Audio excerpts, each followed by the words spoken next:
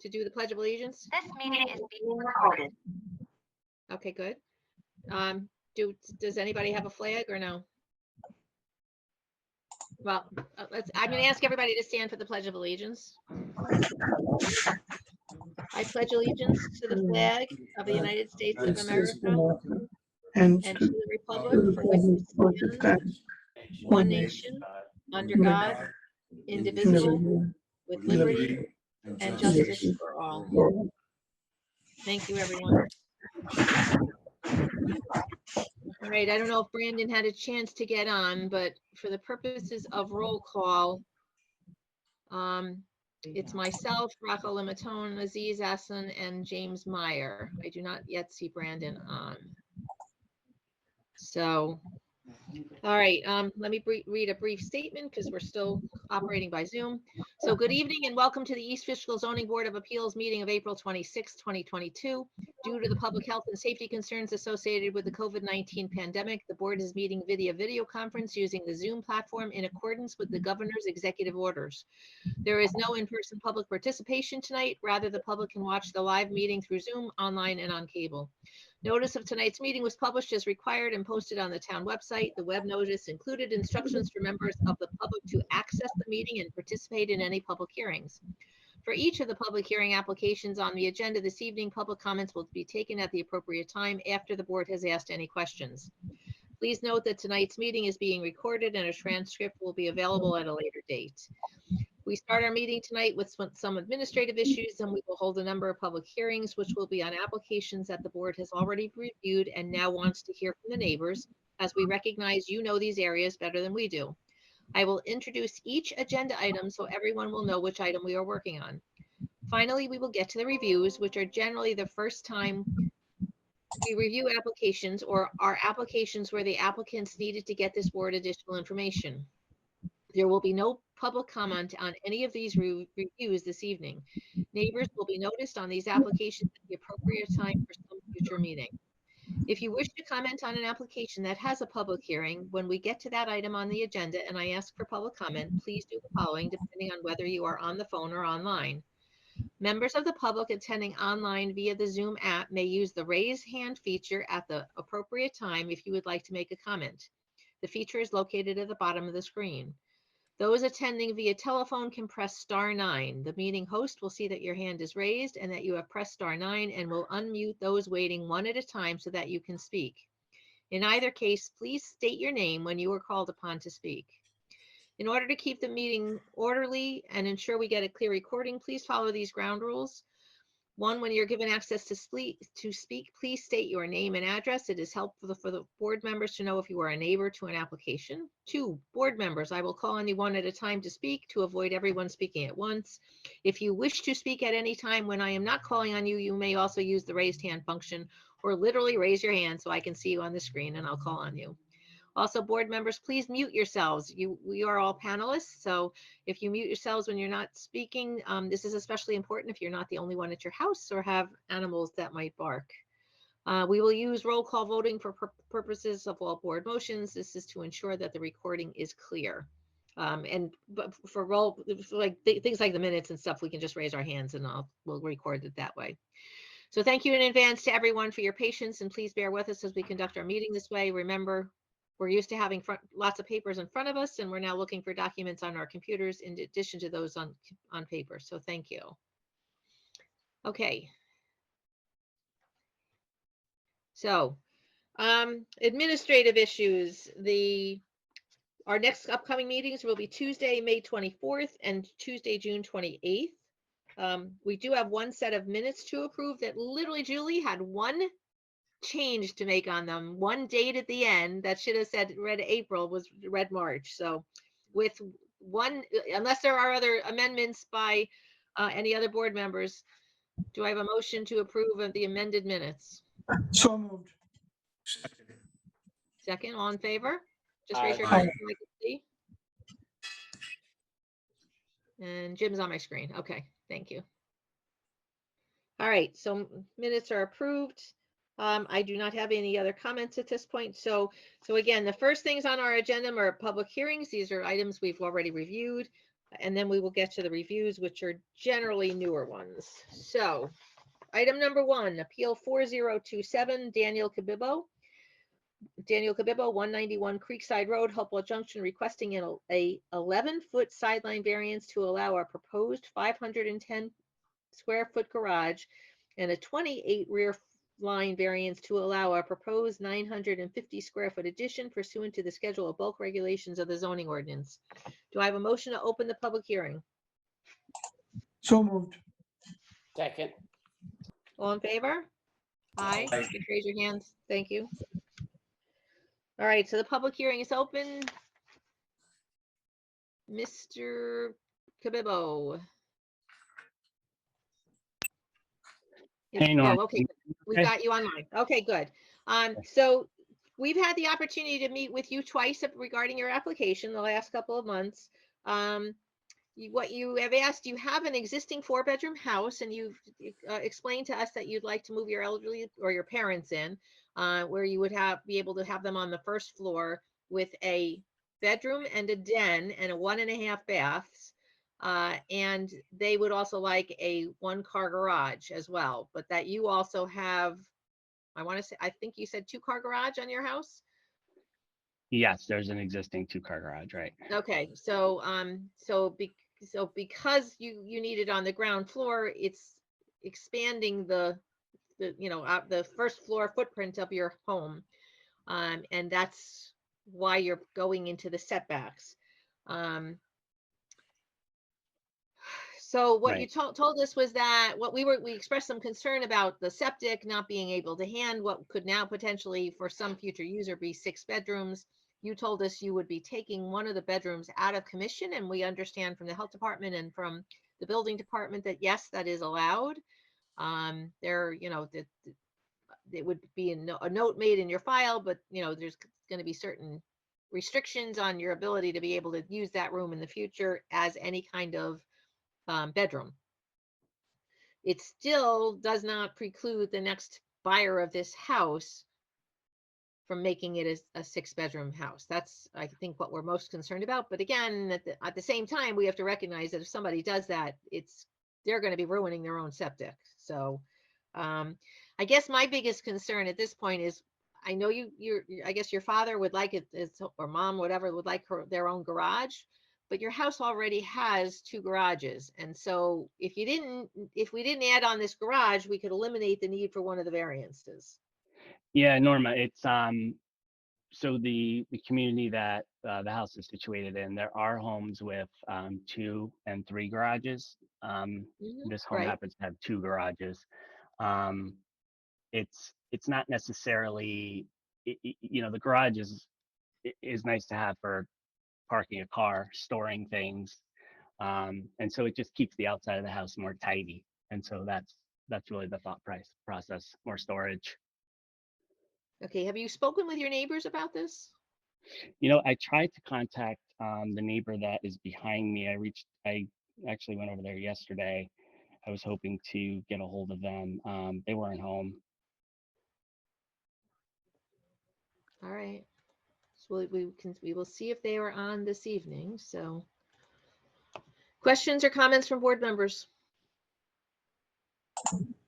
I'm good. Well, I remember, as we're rehashing this, I remember the discussion about the septic. There was a few different issues, if I'm not mistaken. You addressed one of them was the room. And you said that is okay for him to basically take out a closet and make that not a bedroom, correct? Well, he's going to write a note to the file in the building, right? Matt, can you explain how somebody does this? Are you familiar with this happening? Yeah, he'd write a letter that has to be signed by a notary saying that he's decommissioning a bedroom. And that would go into the file for that property with notations in the programs that we use here at Town Hall. And it would just basically state he eliminated one of the 4 bedrooms so that it still remains a 4-bedroom house, which is what the septic was originally approved for. Right. And Norma, I did reach out to Department of Health, and they told me that that was acceptable as long as I had the letter, and I had gotten approval through the building department, I believe it was. Had been Yeah, because reviewed when by we the met with building you department. last, we did ask you to get a letter from the health department, but I'm not sure they Yeah. actually give you a letter. No, they actually referred me back to you all, and said that it's the building department that makes that notation and that decision. Okay, so yeah, it's really gonna be up to us to decide that. So Rocco, any other questions or? No, I believe we were correcting the amount of the variances, if I'm not mistaken, the last time. Yeah, it got changed on I thought it got changed from last month. Yes, because last month it was 9 feet and 27 feet. Now it's 11 feet and 28 feet. 11 and 28, okay. All right. Jim, anything? No, I'm fine, thank you. All right. So I did open the public hearing. If there's anyone from the public who wishes to speak for or against the request from David Kabibbo, 191 Creekside Road, Hopewell Junction, requesting an 11-foot sideline variance to allow our proposed 510 square foot garage and a 28-foot rear line variance to allow a proposed 950 square foot addition. If you can raise your hand or press *9, and then the host will unmute you. We've got one raising their hand. Okay. So somebody calling us from a 203 number, go ahead, unmute yourself. Hi, this is Maya. I live across from this property at 184 Creekside Road. Okay. So I'm trying to understand, I figured out that something is going behind the house. Where is the garage going? So Daniel, can you explain? I believe it's the garage is going to be more straight ahead at the top of your driveway, right? It's going to end up the one garage is going to be catacornered now with the two existing garages. Yeah. Hi, Maya. So the Hey. garage, from your perspective, you will see the front of the garage. It's a one-car garage, and Okay. it'll be tucked in close to the side of the house, so it'll sort of look like a little bit of an L shape. Okay. Yeah, well, so it really looks all like- you'll is this see is gonna the one be bay of the garage. Right. Okay. And basically once approved, like how long is this construction gonna go for? That was like, one of the questions we had. Since, we are directly across from you and there's gonna be trucks moving in and out. Yeah. So this I don't want it to be a long process. There's a lot of work that needs to be done on the property. It hasn't been maintained in a long time, so there will be some work done out front. So there will be some landscaping that needs to be done out front, including pavers and stonework and all of that. So there will be some construction in Okay. addition to the garage. There'll be some tree removal and things like that. I'm trying to keep it to a minimum, but you all have very nice properties across the street. This property is not like that, but it needs to fit in with the rest of the neighborhood. And so unfortunately, there will be a little bit of construction. Okay, no, which is fine. Of course, you're gonna add square footage, there will be construction. What I'm concerned about, like how long is this, like, is there a timeline on this that has to be approved, or once it's approved, it can go along for any amount of time? That's what I'm really trying to figure out here. I actually do not know the answer. So I think the question is, once approved, how long do we have to complete the construction? Is that right, Maya? Correct. Like, because you have been here for quite some time, and we have seen you improving the property or inside work, So, we are aware that you're trying to do work. What I'm trying to understand is going to go on for a year, 6 months. like, so there's basically no timeline. Once approved, it's up to you whenever or however long it takes to finish it. Yeah, So this is, go ahead, Norma. He's going to pull a building permit, and the building permit will give him essentially a year to complete work. And then he would have the Okay. ability to renew it. He'd have to pay another fee, but the building I don't department, want wants- it they anymore. have to be able to come out and inspect the work that's being done. Okay, got it. And do we get a tour after, David, what it looked like before and what it will look after? 100%. 100%. Yes. We like to cook and eat, so you are more than welcome to come by. Well, you know, our tutor is your mom's best friend, so I've been talking to her, and you know, we were like trying to figure out like what exactly we're trying to do. So I've been hearing a lot of, you know, stories and bits and pieces. So okay, you know, that was just like my I was just like one of those things where I don't know anything about construction. We have never done anything, so I have no idea, you know, how the whole process works. But that makes sense, Norma, what you just said. They'll have a certain time, and it seems like, you know, it's just going to be a construction based on approvals, and whenever it's done, it's done. If not, he'll have to extend it. So that kind of Correct. answers my question, and that was the only question I had. I mean, a lot of the work, generally, what people try to do is get the building envelope finished before winter hits, you know, because that's what we heard. He didn't even have architectural plans yet. So I would hope he's going to try to get the building enclosed, the roof on, et cetera, the windows in all before winter.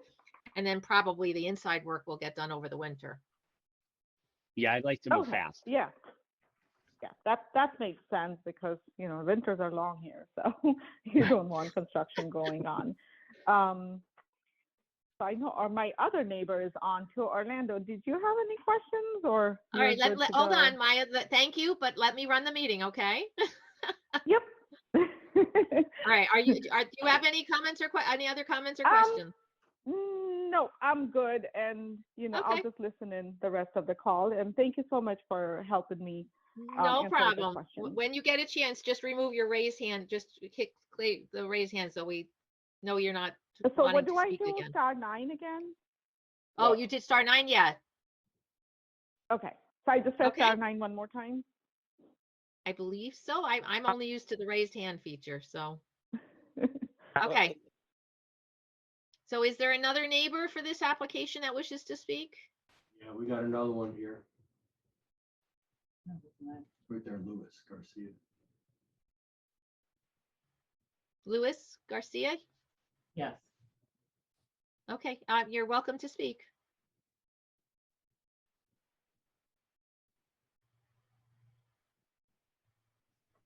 Mr. Garcia?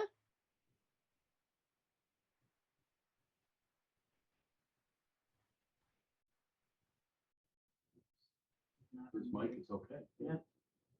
He should be available to talk, but Yeah, and he's not muted, so. Mr. Cabibbo, do you know Mr. Garcia? I know Mr. Garcia from afar. Okay, so he is one of your neighbors. I believe so, yes. Okay, I think he's just across the street. I don't know the house number directly across the street. all right. Norma, can you hear me or not? Yes, Yes. I can hear you, yes. Okay, yeah, I live Welcome. directly across the street. I live on 188 Creekside Road. Okay, so welcome, and what, are you okay with this? Do you have any questions? Yes, no, I'm okay with it. The question was answered by Maya. Basically, I just wanted to know how long was the timeline, and approximately that question was answered. I know it's approximately 1 year. If need be, it will be extended. But besides that, I'm definitely perfectly okay. And it may not even take the 1 year. It's just, again, that's Right. what permits get issued for. So Right, that's that all. was my concern. That's about it. That's it. All right, cool. Thank you for joining us this evening. Thank you. All right, Matt, anybody else? not seeing anyone at this time. No. Okay, so board members, if we're going to close the public hearing, we need to close and reserve because this is one we I have mean, to. we can close and reserve the public hearing. Thank you. Close the public hearing, reserve the decision. Do I have a Close and second? reserve. I second that. Thank you, Rocco. All right, so all in favor of closing the public hearing and reserving our decision, Aye. signify by raising your hand. Thank you. Aye. So Mr. Kabibbo, we will issue a decision. We have technically 62 days to do this, but our intention would be to do it at the next meeting. Okay. We really wanted to hear what your neighbors, if they raised any concerns before we, wrote up a decision on this one, because this one could have gone either way. Okay. Yeah, so Norma, excuse me, Yes. the 60 days, that's gonna take into my planning and construction time, huh? Well, you Will you really be- shouldn't. You technically can't get a building permit until you have a decision from us. So. I hear you. I'm totally kidding. All right. Like I said, that we Um, don't normally take 62 days though. We normally try to do it at the next meeting, which for you is going to be May 24th. You don't even have to be at that meeting. You'll get the decision sent to you a couple days after. Okay, And it'll give you Great. time Right. to get the plans drawn up. right. Thanks, Real quick. Jim. Yeah. You're gonna need Yeah, that I think that's, I permit. mean, I think considering your neighbors didn't have any objections, I think it's, Yeah. without saying so, I think it's safe for you to get plans to drawn up. Yeah. I mean, yeah, we're improving the property. If you had seen it a couple of months ago or a year ago, even a year and a half ago, it'll hopefully get better from here. So thank you very much. I Appreciate the time. I appreciate hearing your neighbors tell us that. That means a lot. So, okay, good. Have a good evening. Thank you. Bye-bye. Bye. All right. So Matt, if you can the panelists should be reduced back to the board. You still have Mr. Garcia there. Good. Okay. Item number 2, Appeal 4029, Nicholas Barbaria, 24 Prentice Drive, Hopewell Junction, requesting a 2-foot height variance to allow an existing 6-foot fence located in the front yard pursuant to section 194-98 of the zoning ordinance. Do I have a motion to open the public hearing? So moved. Second. All in favor? Aye. Aye, thank you. So, Mr. Barbaria, Yeah, hold on a second. or Barbaria, I think I'm saying it wrong. You need to oh, there you go. Okay, you unmuted yourself. Hi. Hi, my name's Kristen. I'm actually his wife. Okay, that's fine, no problem. Barbaria or Barbaria? Barbara, you got it. Barbaria. Okay. All right. So we met with you guys last time to review your application. We're only talking about a fence on one side of the property to have a 6-foot fence, and it actually toward the road. It's actually 15. It ends 15 feet before the road itself. So you've got plenty of sight distance. You're not blocking anything there. And the last section or two of the fences actually drops down to the 4 feet. So it's not, the entire length is not 6 feet. But what you guys told us last time was that it was to give you, number one, privacy, but addition to it was to keep like the things like the basketball, the kids' toys, things like that on your property, as opposed to having your kids wander off and into other places to retrieve their toys. Correct. Comments or questions from board members? I'm good. Good. I'm good. All right, so is there anyone who wishes to speak for or against the request from Nicholas Barbaria, 24 Prentice Drive, Hopewell Junction, requesting a 2-foot height variance to allow an existing 6-foot fence located in the front yard? Again, just one side of the yard. It's not both sides. If anybody's interested in speaking, please use the raised hand feature or *9. Got one. I'm used to Michael saying that each meeting. Yeah. So Kristen McGowan, welcome to our meeting, and you're welcome to give us any comments. Hi, I'm Kristen Ashione McGowan. I'm here with my husband, Andrew Ashione. We live at 27 Prentice Drive across the street, and we support the motion for their fence. Okay, cool. And it sounds like somebody else is joining you too. And our daughter Emma supports the fence as well.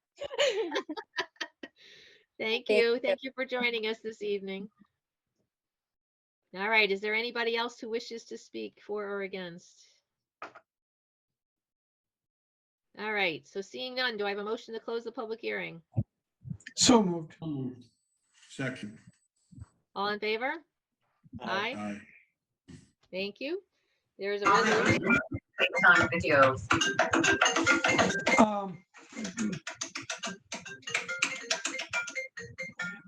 That's why we put ourselves on mute, yes.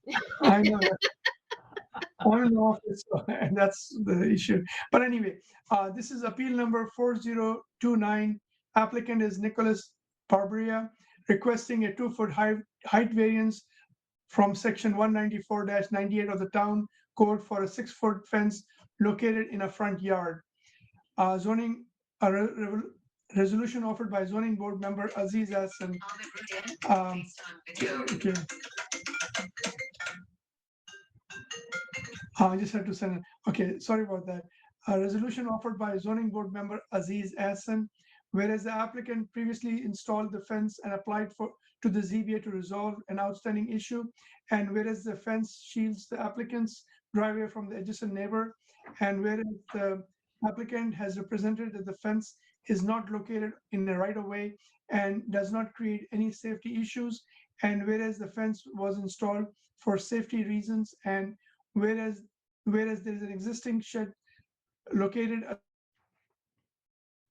the code requirements, but the applicant represented that he plans to remove the existing shed and replace the shed in a location that complies with the code. And whereas this is a type 2 action of the seeker, and whereas a legal notice was published in the Southern Duchess News on April 20th, 2022, and whereas the Zoning Board of Appeals held a public hearing on April 26, 2022, and whereas the Zoning Board of Appeals finds that the granting of the variance will not produce an undesirable change in the character of the neighborhood, as the property will remain residential in nature. The desired result cannot be achieved by some other means due to the location of the driveway. The variance could be deemed substantial, but the fence matches the adjoining neighbor's fence. The variance will not have an adverse effect or impact on the physical or environmental conditions. Now therefore be it resolved that the Zoning Board of Appeals hereby approves the request of Nicholas Barberia for a 2-foot height variance from section 194-98 of the town code for a 6-foot fence located in a front yard. Be it further resolved that within 5 business days of the adoption of this resolution, the chair or the duly authorized member of the zoning board shall cause a copy of the resolution to be filed with the town clerk and a copy sent to the applicant owner. Is there a second? Second. Second. Thank you. So votes as follows: Jim Meyer, Aye. Aziz, Aye. and Rocco. And I vote aye, so the motion carries. So Mr. and Mrs. Barberia, you're just going to deal with the building department at this point, okay? So Okay, you're thank all you so set. much. Appreciate it. You're welcome. Have a good evening. Thanks, you as well. All right, Jeannie, so we're gonna remove a couple panelists. All right, and then item number 3, Appeal 4031, Dominic Casio. 103 Vicky Lane, Hopewell Junction, requesting a 10-foot sideline variance to allow a proposed 24-foot by 30-foot or 720 square foot detached garage pursuant to the schedule of bulk regulations of the zoning ordinance. Do I have a motion to open the public hearing? So moved. Moved. Second. All in favor? Aye. Aye. Good, thank you.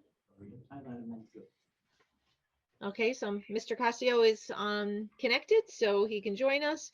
But just as a summary, we did have the opportunity to review this application with you last month. You're looking for a 24-foot by 30-foot detached garage. So 24 feet across the front is essentially 2 bays of a garage. And then the 30 feet, it would be the depth. So it gives you a little bit of extra room for storage. Your septic is in the rear of the house, so that's why we have to worry about where the location is of this. It does allow for a small walkway, and the siding that you told us, the siding on the garage is going to be vinyl siding to essentially match your house. It's going to be 17 foot high at the top of the ridge line, but it's really just a 1-story garage. Anything else you wish to add, Mr. Casio?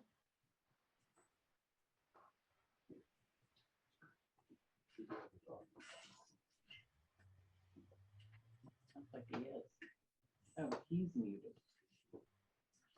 Yeah, go ahead, Mr. Casio. You have to unmute yourself. He's raising his hand. Go up there again.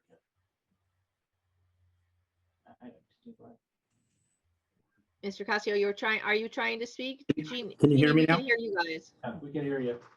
Okay, yeah, my mic was off. There you go. Okay. No, So is no, there that, anything else you wish to add to what I just stated? no, that was perfect, Norma. That's exactly what we're trying to do. That's fine. No problem. So any comments or questions from board members? I'm good. I'm good, thank you. Okay, so is there anyone here that wishes to speak for or against the request from Dominic Casio, 103 Vicky Lane, Hopewell Junction, requesting a 10-foot sideline variance to allow a proposed 24-foot by 30-foot or 720 square foot detached garage?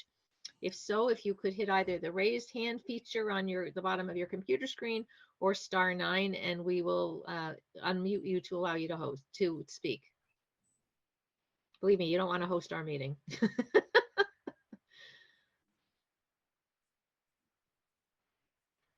No one's come up. Nobody? Okay. So seeing none, do I have a motion to close the public hearing? So moved. Second, Jim?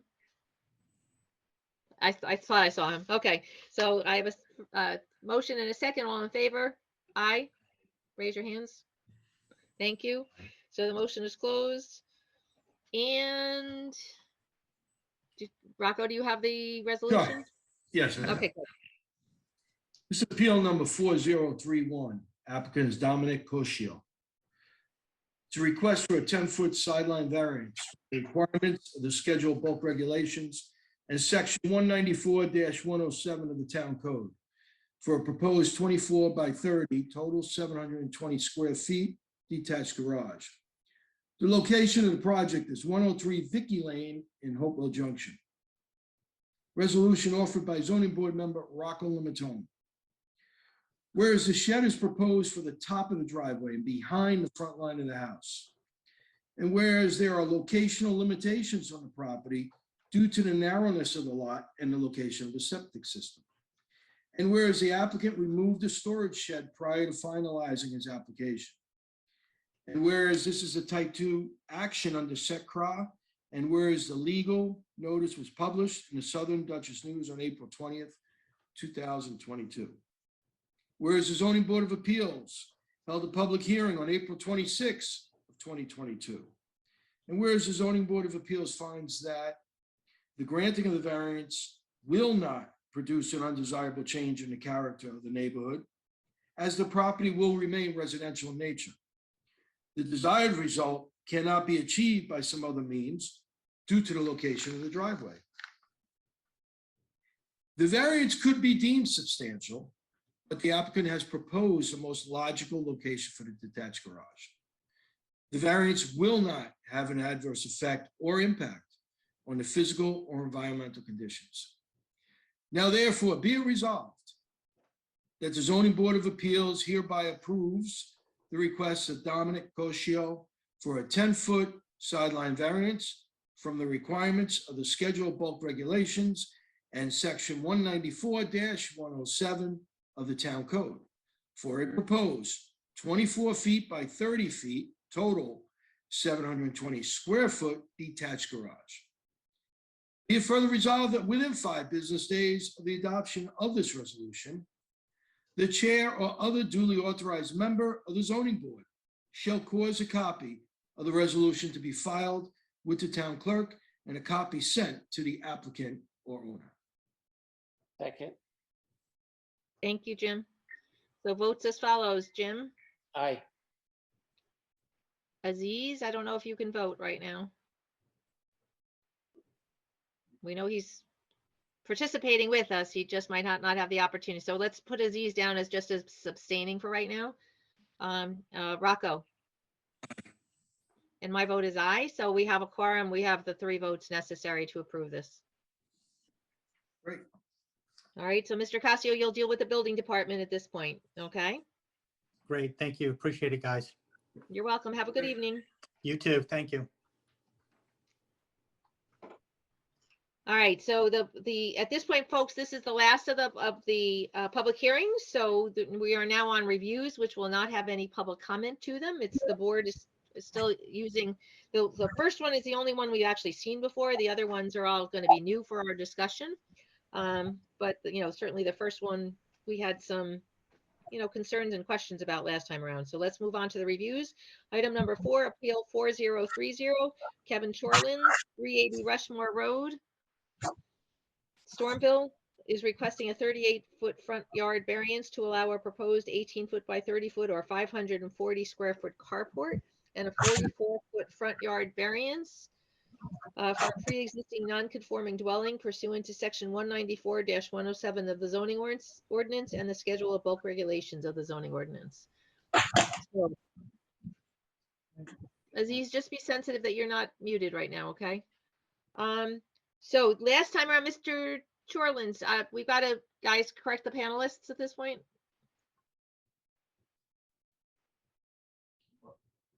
Ruben Buck, you can allow him in. Ruben Buck. Whoever is here for Mr. Chorlins' application, Mr. Get rid of Doc. I don't know. Can you hear me? Yes, Good evening. I'm here on behalf of the applicant. and your name is Ruben Buck? Ruben Buck of Engineering and Surveying Properties. We prepared the plot Okay. plan. That's fine, thank you. I just needed a first name, that's all. No problem. So when we met with you last month, we had concerns about the fact that you were proposing a carport, not even a full garage, but a carport along, really not far from the property line. And you were telling us that the property line was the road bed as opposed to what was probably your property line. So I believe there's an updated survey for this one. Sorry, folks, I got to pull mine up. So I got to go into a different file on my computer. So if you can, and I know, Ruben, while we're waiting, if you could just take us through the scenario, walk us through the scenarios that you tried turning it around 180 degrees and then, 90 degrees. So if you could just take us through that, that would be great. Thank you. Sure. So we prepared several figures demonstrating different orientations as the board requested to prove that the one that we showed initially on the plot plan is the most feasible. So figure 1 is where we are initially proposing it, placing the carport closest to the property line. Doing so allows a vehicle to easily maneuver up the driveway, pull in front end first into the carport and then back out on the driveway and then get back out to Rushmore Road. Figure 2 is flipping the carport 180 degrees and pushing it further away from the front yard line. Doing this pinches off the area of the driveway that's usable. So now the car has to traverse in between the portion of the driveway that's currently exists in the corner of the carport. The vehicle would have to pull onto the lawn area and then back into the carport. And even at that point, once in the carport and when it's time to leave the property and drive back down the driveway, they're either backing all the way down the driveway or they're going to have to do quite the maneuver to get their front end forward and moving down the driveway. So that location we do not see as feasible. And the third figure we prepared is showing the carport being rotated 90 degrees so that the vehicle can pull into the driveway and then just pull front end first into the carport. As I mentioned at the previous meeting, this blocks the existing walkway from the driveway to the house, and the storage area that's part of the carport is now going to have its doors facing the steeper part of the yard going up toward the existing rock walls. And again, turning and leaving the carport from it, this orientation would again be difficult, and the car doesn't even have the turning ability to not to remain on the driveway. It would have to climb up the steep embankment of the yard that's directly adjacent to the driveway. So those three figures we just prepared to demonstrate why we chose the location we did. It creates a more substantial variance. However, we believe that this is the most practical and feasible location for the port.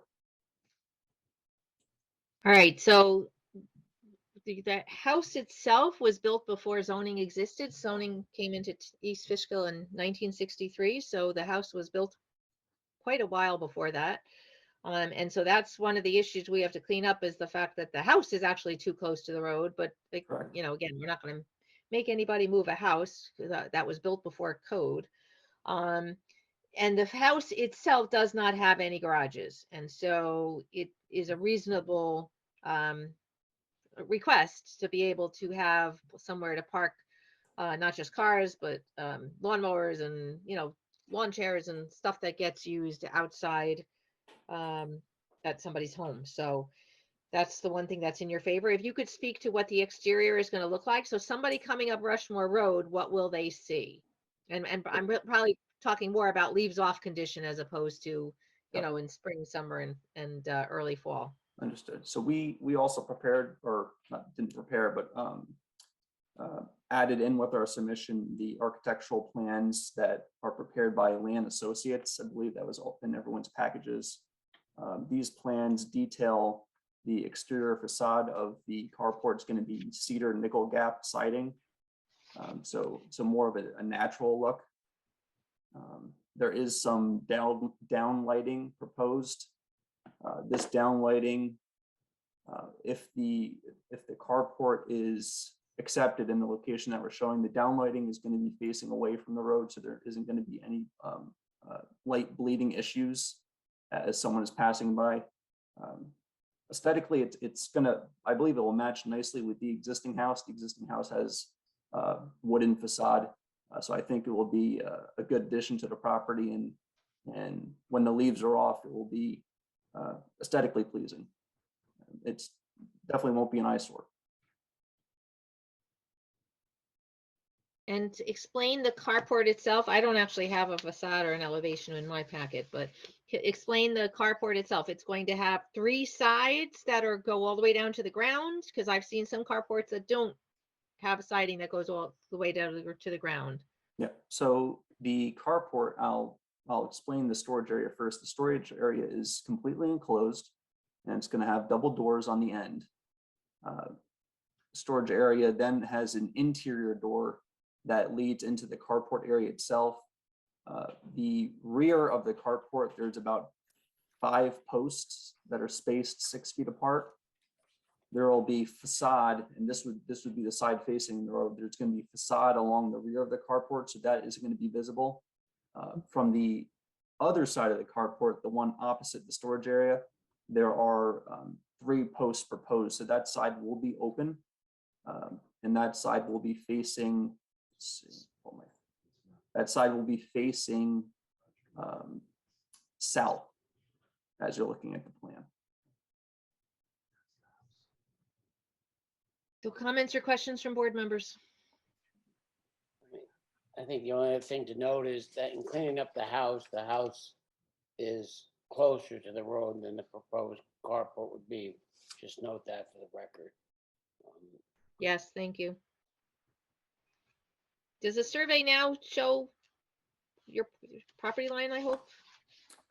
I don't, the survey we have did show the property line previously. I don't recall discussion in the last meeting regarding the accuracy of the survey.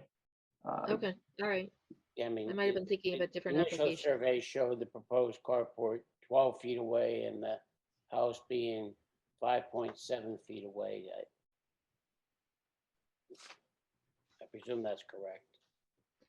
Yes. Right, and actually what I missed last time is that there's a second driveway. There's a driveway on the other side of the house? Yes. Behind the house. Yeah, it's not so much a driveway as it is just a little pull off. There's just enough room for one vehicle to fit there. I don't believe it is used much, just because in doing so that you would have to back out onto Rushmore Road. The other driveway allows the homeowners to pull all the way up the driveway and make some turning maneuvers so that they're able to exit safely. Okay, and we did talk about chicken coops? Yes, we did, and I got some answers about that. Thank you.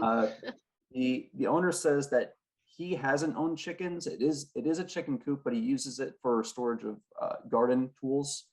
So we just added a note to the plan. Well, first of all, we relocated it so that it falls within the setback line, side yard setback line. Okay. All right. And then we added note number 1 to the plan stating that the existing chicken coop is not to be used for storage or for keeping of livestock or poultry Okay, good. Thank you. in accordance with the zoning. Yep. Just so we're all on the same page. Yep. We appreciate it. All right, Aziz or Rocco or Jim, any questions? I'm fine. No, I don't have a question. Okay, so Yeah. motion. Motion to advertise. Thank you, Aziz. Second. Second, thank you. All in favor? Aye. All right, thank you. All right, so Ruben, we will see you next month. For Now, public is- hearing. You're gonna need, how long is? You just need one sign for for Rushmore Road. All right, so you can see Jeannie sometime this week to get your sign, or next week as well. Okay, and is there a fee associated with public hearing? The signs are $20 each. Okay, And you just need the one. so we'll pick up the sign and then the mailing list, I presume. No, we'll do the mailing. Oh, perfect. We That's do what I like to hear. mailing out of here, yeah, so you just need the sign. Okay, great. Sounds good. We will take care of that. Okay, thank you. Yep, see you next month. All right, thank you. Yep, good night. All right, item number 5, Appeal 4032, John Tom, 87 Stormville Road. Stormville is requesting a 23-foot sideline and a front yard variance to allow an existing 1,027 square foot barn pursuant to section 194-107 of the zoning ordinance and the schedule of bulk regulations of the zoning ordinance. Tara Tom. If you can unmute yourself. Okay, we're unmuted. Yes, you're unmuted. Good. Okay, cool. All right, so we have not seen your application. This is the first time we are seeing your application. Do we know when this barn was built?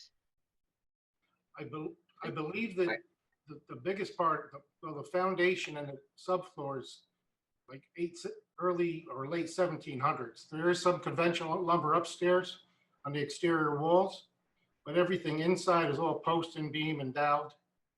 And, you know, it's a very, very old barn. Unfortunately, if I'm remembering correctly, it's not in great shape. It's in better shape than it looks, to be quite honest with you. And we just did a little bit of work inside, cleaned it all up. And I'm looking to, if we are allowed to keep it, I'm looking to put a new roof on it and fix the siding. All right, that's important because it's one thing to keep something that may have some, if not true historic value, it's always nice to know that, you know, there's history in some of the structures in East Fishkill. But if they're not being maintained, then we have to be careful that we've got something so close to somebody else's property line. So, so in that regard, you really need to be respectful of your neighbors. So, all right. So,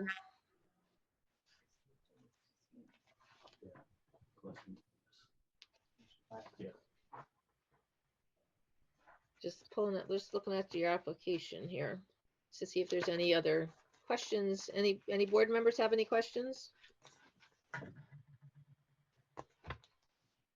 Norma, we just let Michael Gillespie in. He's the designer that's working on this property as well, the subdivision. Oh, okay. Hey, guys. Michael, hi. Anything else you would like to add to this?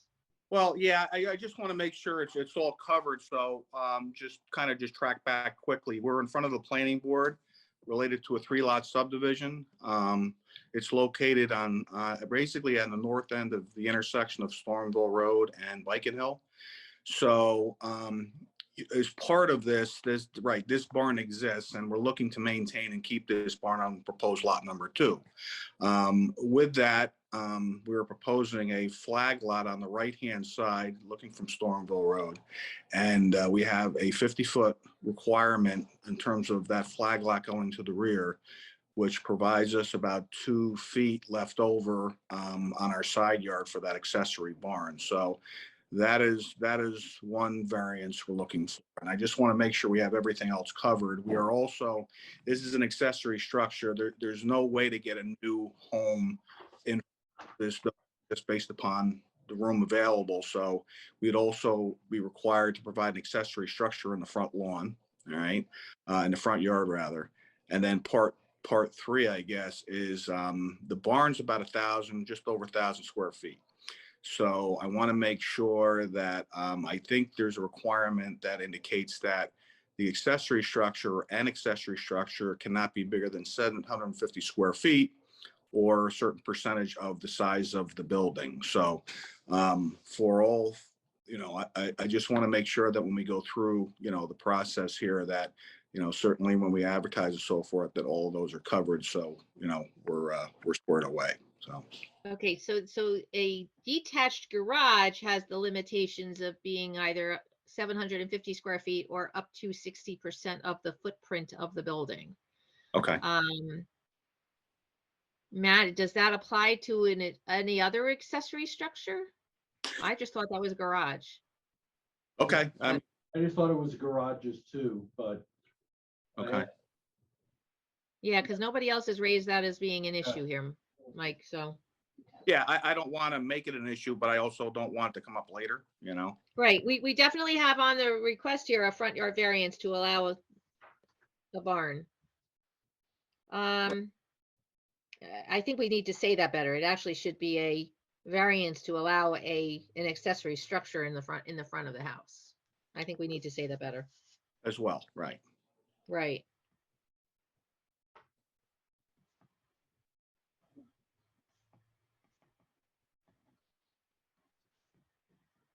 Michael, this is Matt. The other thing I wanted to mention was you were going to eliminate some of the other driveways off of this parcel, including the road behind the barn.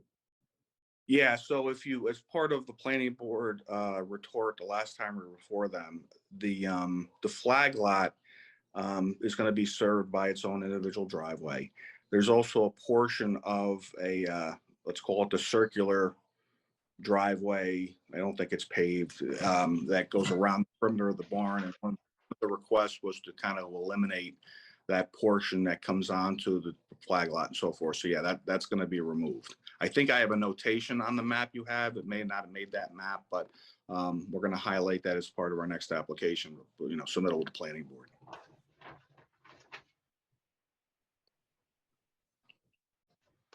Mine just notes there is a dirt and gravel driveway. So it's going to end not just the piece on the flag lot, but the whole loop then closer to the house. The proposed house is also going to get clarified and get rid of.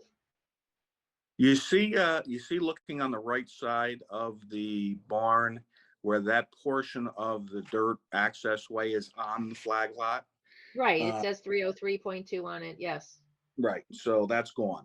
Okay. That's going to be removed. I think But part it of just stops at the property line there, as opposed to that top part where it goes back onto this lot number 2's property. It's going to stay there. well, we can take that off as well from a practical standpoint, whatever they want to do with it. It's not shown on our lot.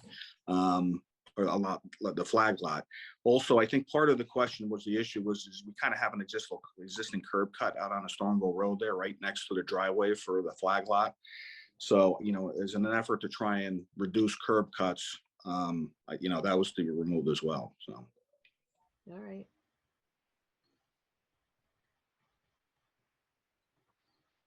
So at the end of the day, this is to allow a barn to stay while the owner of the lot does a 3-lot subdivision. Right. Okay. And again, it's going to be along the pole part of the flag lot, so there's not going to be any building or anything done on that part of that lot. Right. Driveway. No. But somebody pulling into their driveway will see the back of this every single day. Yep. Is there any screening behind the barn? I know there's not a lot of room there, but is there any screening there? Not currently. Not Yeah. currently, right? They only have 2 feet for that lot. It'll still be up if the flag lot doesn't like the view. I guess they could put up some trees and stuff. I don't know. Yeah, again, nobody knows, 20 years down the road. The intent of this subdivision too is for John and his wife to build on the middle lot, and then their son is actually going to build on the rear lot. So anybody that came in and bought this lot after the fact would obviously see what the condition was, and they can make a decision whether they want to buy or not buy based upon looking at the side of a barn. Well, one of the reasons we want to keep the barn too is if you're familiar with Stormville Road and Viking Hill, it's there's a number of older structures along there. You have the I think the bed and breakfast, which is not so far away and so forth. It kind of fits in with the community. So that was part of the reason in order to keep the barn as well. So. I guess the question would be if something were to happen to this barn and it was no longer with us, you would not, could we make this variance so that no new structure gets built in its location? That would have to be a question for the applicant, Yeah, John? that's what I think I want you to take that back to them and we can discuss it then next month, but the reason we're looking at this is because there is some historical value, whether, locally significant or whatever, not even locally significant, but just the looks of it, the aesthetics of it. It's nice to see some of these older structures preserved. But in the event that that structure did not exist anymore, I don't think we would want to be seeing it replaced with a new garage. Yeah, I wouldn't be looking to replace it. I'm Okay. actually, one of the reasons I'm leaving it up is because the neighbors came to me and asked me to keep it up. So That's fine. There are times that we've granted variances with the understanding that if something were to happen to the structure, that it's this use only and not, you don't have the right to rebuild on that site. I understand. Okay. Motion to advertise. Aziz, are you with us? Motion. If that may, I make the motion to advertise, yes. That's fine. And Rocco seconded, no problem. So all in favor? Aye. Aye. All right, so Mike and Mr. Tom, we'll see you guys next month. You're gonna need a sign. Yep. So, Michael, you know the process. You can deal with Jeannie tomorrow or sometime this week or next week. Yep.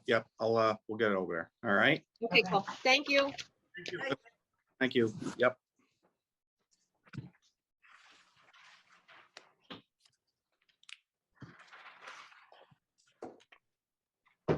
I did put myself on mute just to fold up a map. Okay, item number 6. Jamie Greenwald, 50 Katie's Way, Hopewell Junction, requesting a 10-foot sideline variance to allow a proposed 14-foot by 20-foot or 280 square foot accessory structure pursuant to the schedule of bulk regulations of the zoning ordinance. So Jamie Greenwald, Michael, are you here for this one too or no? No, I'm here. Jamie Greenwald, 50 Katie's Way. How are you? Okay, good. So Matt or Jeannie, if we can remove Mike as a panelist. I mean, if Mike wants to talk for me, that would be excellent. But... Yeah, no. Let's keep it simple. All right. So this is the first time we're seeing this. You're looking for, can you please define what you mean by accessory structure? Usually people would ask for a garage or a shed or a pool house or whatever it is. So what do you mean by an accessory structure? It's going to be a storage shed. I sent my wife down to the building department and they defined it, I guess, as an accessory structure. It's really going to be a 14 by 20 storage shed, just to hold some Christmas items and stuff like that are presently in my garage and occupying my garage where I can't get my cars in my garage. Do you have another shed on your property? No. Okay, so we can And call it a shed. Norma, What's the floor? This got classified as a accessory structure because it's 2-story. Oh, well, that's a problem. Okay. Why are we looking at a 2-story structure, Mr. Greenwald? Just for extra storage. My house doesn't have a lot of storage. My wife has a lot of items, so that's basically why. So how tall is the structure itself? It's only going to be, I believe, 14 feet. 14 feet is not 2 stories, guys. So I don't think the second floor is going to be as large as the first floor, if I recall correctly.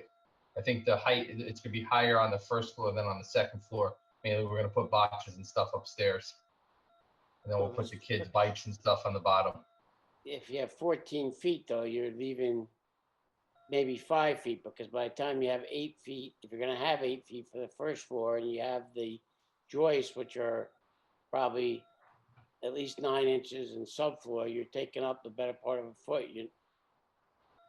It's really only going to be for boxes, Christmas items and stuff like that up top. Yeah, you're not gonna be able to walk, so that's still not really a 2-story. It's a story and a half. Yeah, I wouldn't, Matt, I wouldn't call this a 2-story. Why are we calling it a 2-story? Okay, then we can call it a story and a half, yeah.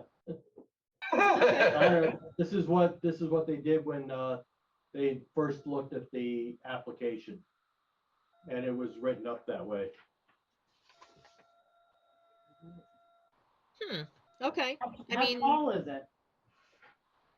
he just said it's going to be about 14 feet high. The last application that we saw was 17 feet high. Well, this is the first time we've seen this, isn't it? Yeah.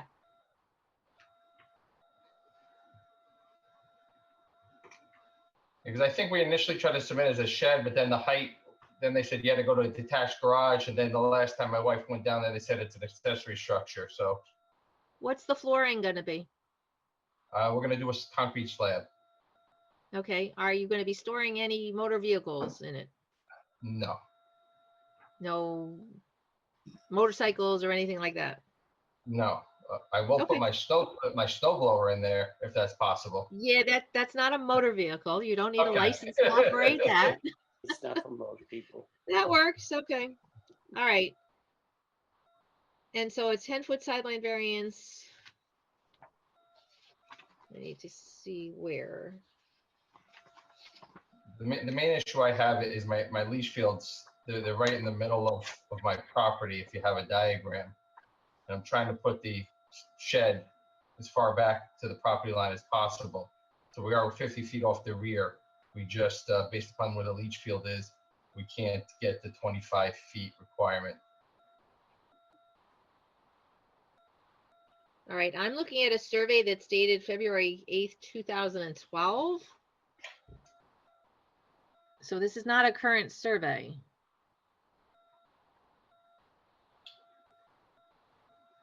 Are there other structures on the property at this point? All I have is the 2-story home. So no play sets, no other structures on the property. There is a play set that is behind the leach fields before the stormwater easement. 2 swings and a slide, small slide. And that's within the building envelope? That meets all the required setbacks? Sure, that's right in the middle of my property. Okay, all right. I know that they've been out multiple times, so I assume they would have told me if there was an issue. Okay.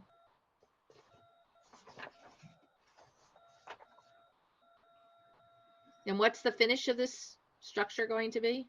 It's going to match the siding, the vinyl siding of my house. What color is that? It's a wicker, I think is what they call it, tan. Okay.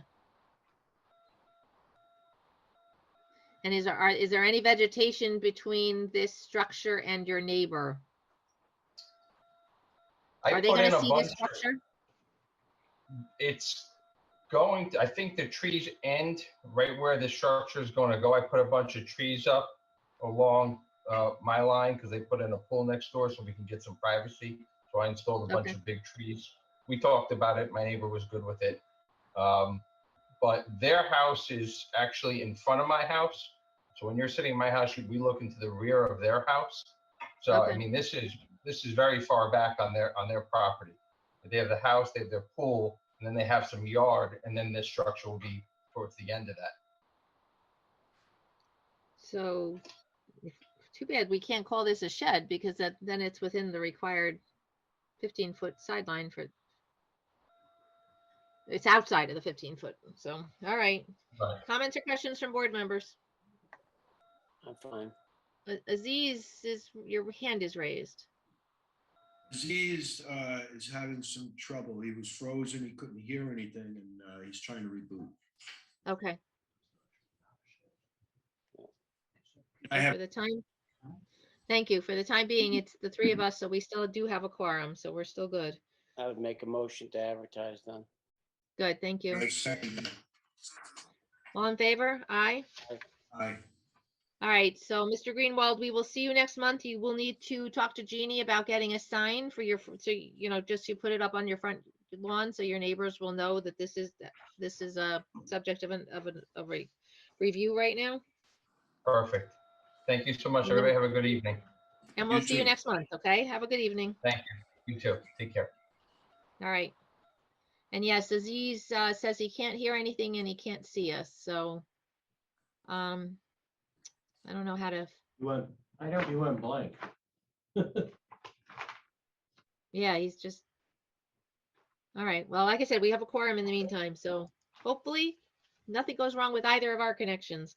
Item number 7, Appeal 4034, Jesus Santos, 499 Shenandoah Road, Hopewell Junction, requesting an 11-foot front yard variance to allow an existing 20-foot by 33-foot or 660 square foot above ground pool, a 15-foot front yard variance for the pool equipment, and a 17-foot front yard variance for a 690 square foot pool deck pursuant to the schedule of bulk regulations of the zoning ordinance.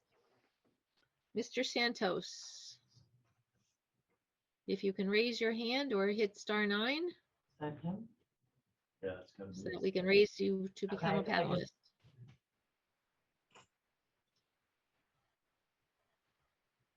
Mr. Santos, do you have a 203 number? You have to unmute yourself.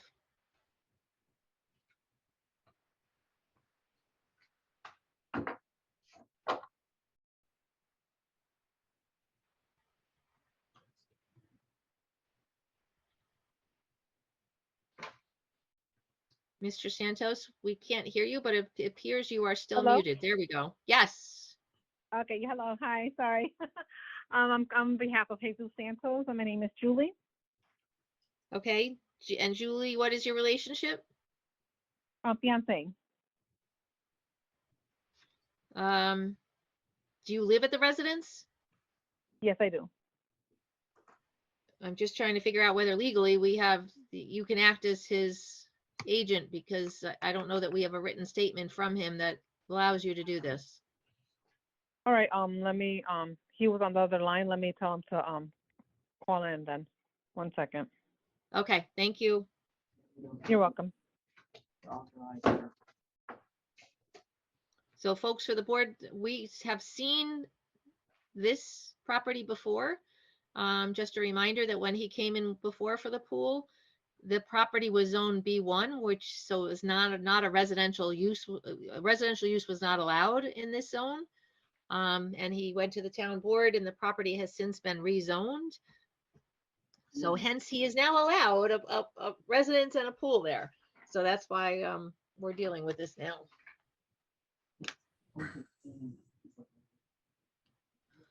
Yeah, I never quite understood So- it. When I was first in the area, that was a convenience Armand, store. I think he's allowed the residential use for the pool, but I don't think it was rezoned. Oh.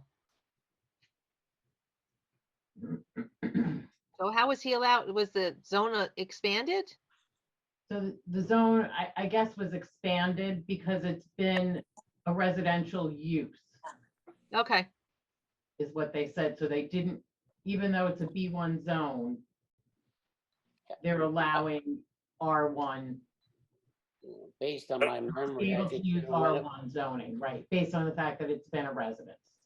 yeah, even I think when it was a convenience store, deli, whatever they were doing out of there, they were still living there at the time as well. Yeah. right. They've been there for a long time. Yeah. But All right. since then, sold several times. Aziz is trying to come back. He's on twice now. Actually, I'm on my iPhone and I'm listening to you guys because I couldn't hear what was going on. Okay, that's fine, no problem. So I'm Um, on my iPhone now. I remember the question. We're just, we're waiting for Mr. Santos to call in.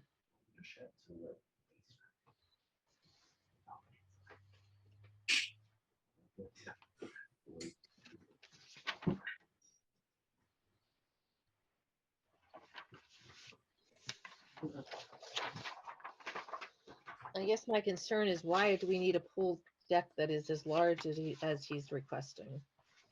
And my real concern is that if you notice, the property line is in the middle of the road. This is an old property line, so that it goes down the middle of the road. It's not along the edge of the road, so the road's actually about, I don't know, it's even more than the middle along the front side of that road. So the road edge is actually probably a good 12, 13 feet closer than what the property line shows. You cannot stand at the corner of his house safely at the 15 feet 3-inch mark or 0.3 feet mark safely. You cannot stand there and have a car go by you. You can't sit there on a chair. There's not enough room. Yeah, you'll see photos in my packet that I sent. Right, I have them. Yeah, the house is right on the road. So do we need to address that? Or does the house have a variance, or does it not need to worry about one because it's in a B1 zone? I would think B1 would still have to have some type of setbacks. There is, What, call it a curb or a little area before you get to the house and before you even get to the street, then almost like a curb and a little mulched area and a bench. He said before the street. Where? I drive by it every night. I know the house. That's the only reason why I could say that. Okay, but realistically, they're looking for a 39-foot variance, but I'm sorry, the 39 feet would need an 11-foot variance, but so that's taking it to the middle of the road. That's taking it to the middle of the road, or even further than the middle of the road.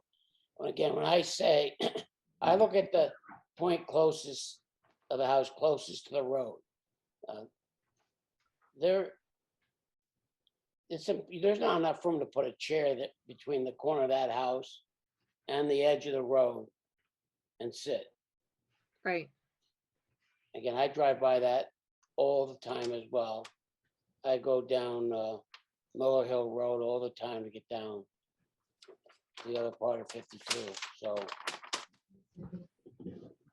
So, I mean, for the pool equipment, the pool pump, the noise of that isn't necessarily going to disturb anybody. It's, you know.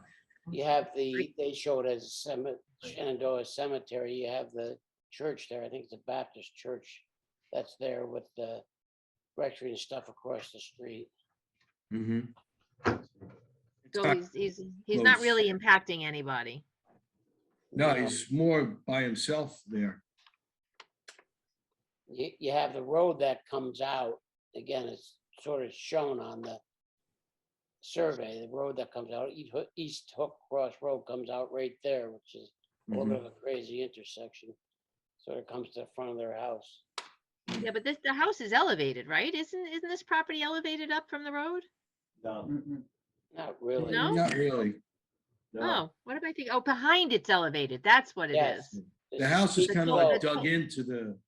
Yeah, the topo goes up behind it. That's what I'm thinking. You look where they have the silk fence, I think they excavated all there. They made a flat space alongside the house. Exactly. And around the house, they sort of excavated somewhat. But otherwise, it's quite a steep slope. Very steep. Exactly, yeah. Yeah, they excavated and leveled all that out. It's more of a cliff. Part of the hill. All right. Is Mr. Santos on with us yet? He's logging in. He's logging in now. He's logged in. Can ask him to raise his hand? So, or I can tell him to raise his hand so that we can identify him and make him a panelist.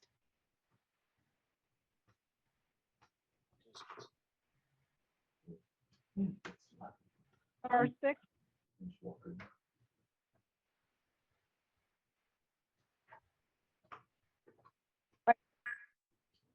By doing the #6? I think it's *9. Okay.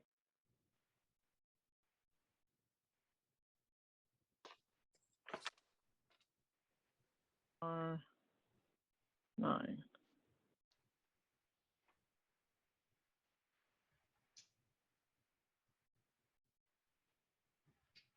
Do we move on and come back to him? No, if he's arriving imminently, then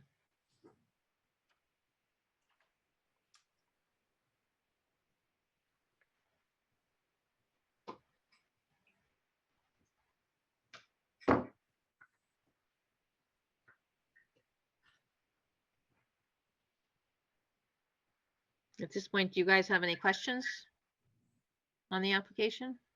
Are we okay with it? Are we concerned with it? What do we? I don't have any questions on the application. Like I said, I see it all the time, so. Well, yeah. He's trying I to mean, do. concerns, I do have concerns. I don't know how much the room there is to push it back, to at least get it behind the house, front line of the house. Well, the I pool's don't think there there is already. any. Well, it's there, but the deck is not completed yet.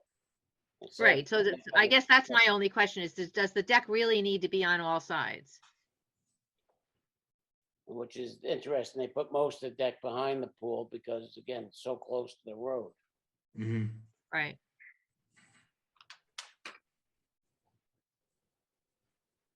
Which is obviously a concern of theirs to be so close to the road. So how much of a concern is it to us that they're so close to the road? Yeah, I would have preferred the pool be, a pool is not supposed to be in a front yard, and essentially that's what he's got. He's got a pool that's in a front yard. I don't think he had a backyard. Well, he's excavated it out. And he's gonna put a deck going back, so he could have put the pool back.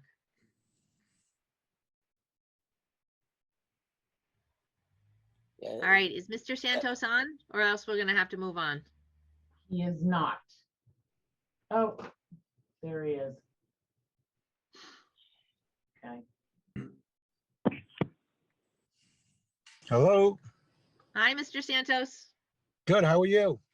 Good. All right. So essentially, we've been talking about your application while we were waiting for you. Thank you for joining us. I don't think you gave the authorization for anybody to be your agent. That's why we have to deal with you. Okay. Oh, okay. Okay. Because it just said on the thing somebody has to represent me. I didn't know I had to call in for it. It said you have to submit a notarized letter for somebody to represent you. Oh. Oh. Okay. All right. I'm here. Thank you. Thank you for waiting. I'm sorry. Okay. So what we're asking is, why do you need the deck all the way around the pool? Why do you need it in the front? If you want, I don't have to have it in the front. I just wanted a deck so we can jump in from anywhere. That's the reason I put it like all the way around the pool, so you can jump into the pool from anywhere. But it doesn't have to. It doesn't have to. It's not just a matter of your house, and your property line extends into the street. So even though, it appears that it's going to be 39 feet to the pool, realistically, it's not. It's a lot closer from the pool to your to the edge of the roadbed. Okay. The last thing we need is drivers driving by and getting distracted because I could put a fence up. I've seen it done in the neighborhood.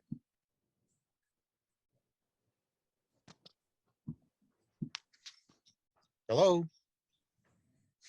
Can you hear me? I think she froze. Oh, okay.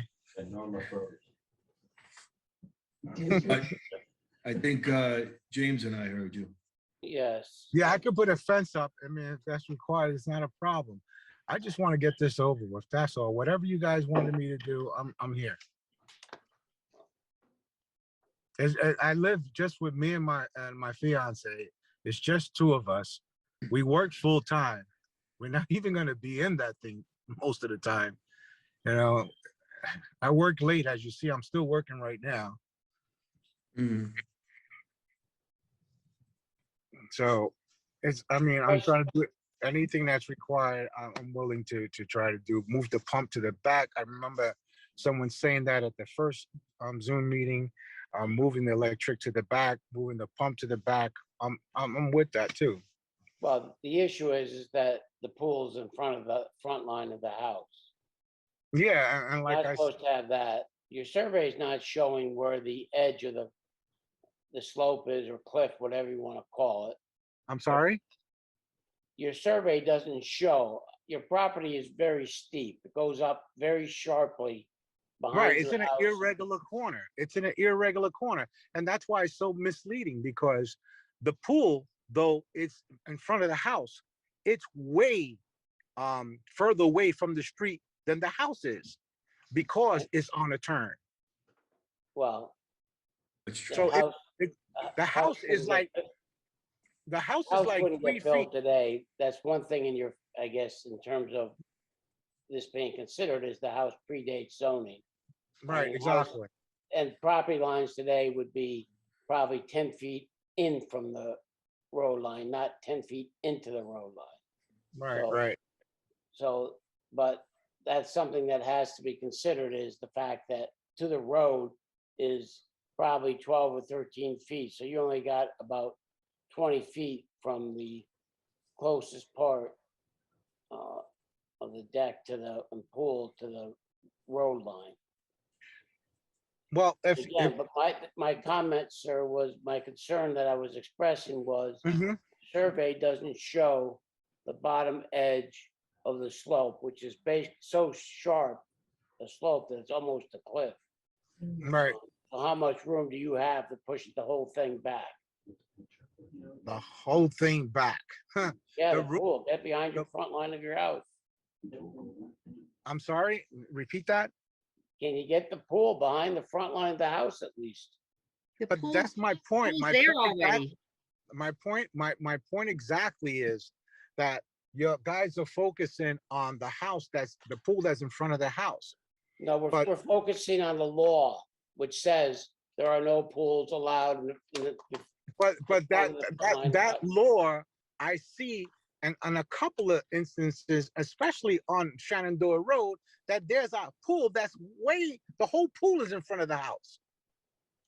So, you say one thing of the law, but then there's other pools that the whole pool, and I'm saying the whole pool is in front of the house, onto close to the street.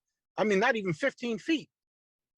And the fence is like, you could touch it from the street. So when you tell me that the law and stuff like that, my house is 3 feet in front, and yet it's further away from the street. It's because Okay, so it's on a curve. Mr. Santos, we understand your circumstances here. Please Mhm. work with us, I'm okay?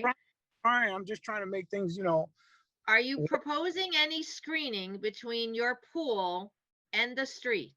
Are you gonna put up a fence? Are you gonna Yeah, put up I'll any put up a trees or fence. bushes? I'll put up a fence. I'll put up a white fence.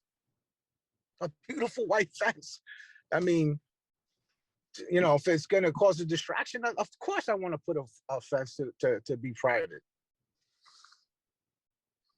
I mean, I think that would be really helpful. I'm not seeing that as being suggested here. So if that's what you're suggesting, that's a world of difference here.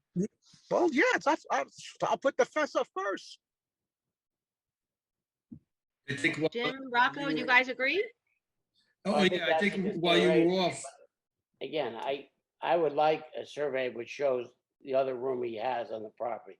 If you just look at it now, and you look at it being a flat piece of property, there's no reason for us to grant a variance to allow him to put a pool in front of the house.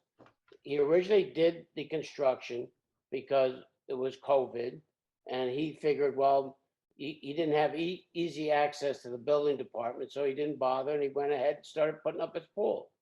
Well, So this is a situation. I tried. This is a situation that I'm sorry, he sir. self-created, sir. Mr. Santos, please let him speak.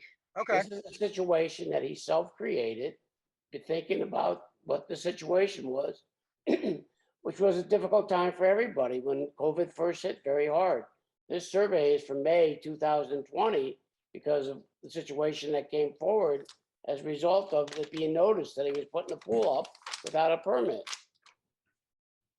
All right. My answer to that is that I tried going to the office. The office was closed. I left 2 phone messages. And it wasn't, that I just wanted to do it and flip-flap. I repeat, I did this to have my grandson's birthday. And I did it with the best, with a licensed electrician, with a licensed pool contractor. I had the insurance, I had everything except for that paper. Not that I was trying to do something. So the COVID, yeah, stopped everything. And then I found out that you guys were open, but you weren't letting nobody in. After about, I would say about 6 months later, yeah, we were open, but we weren't letting nobody in. But then you're trying to say that I didn't even go over there. I went there. And then it was telling me I didn't go. I didn't say that. You went ahead without getting a permit because they thought the office was closed, is what I said.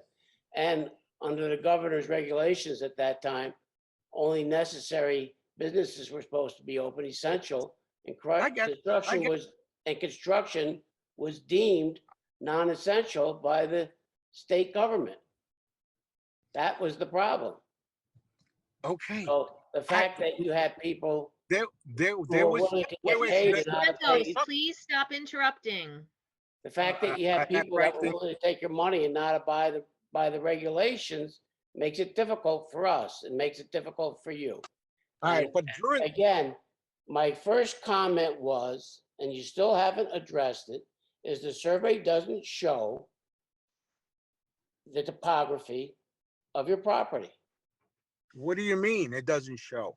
It doesn't show the There's no- topography, which means the heights of your property at different stages. Normally a survey, which it could show, if you get a topographical survey, it could show 2-foot contour. So every 2-foot difference in the ground on your property would be shown us. And that would show us then that you have slopes that you've got to deal with. And it's not a flat piece of property. Right, it's not a flat piece of property. It's on a hill. I think we could That see is- from the pictures also, though. Yep.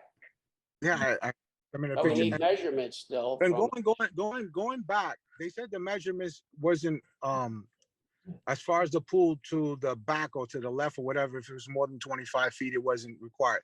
But I'm going back to you saying that when there was no work to be done, that is not true, because they were saying you could do work if it's only 1 person or 2 persons or something like that during that time. I remember that. Not a full contract with 7 to 8 workers, just 1 or 2, if I remember, if I recall. And that's Just what one person. Huh? Just one person could perform the work. That's correct. Right. One person to do the work.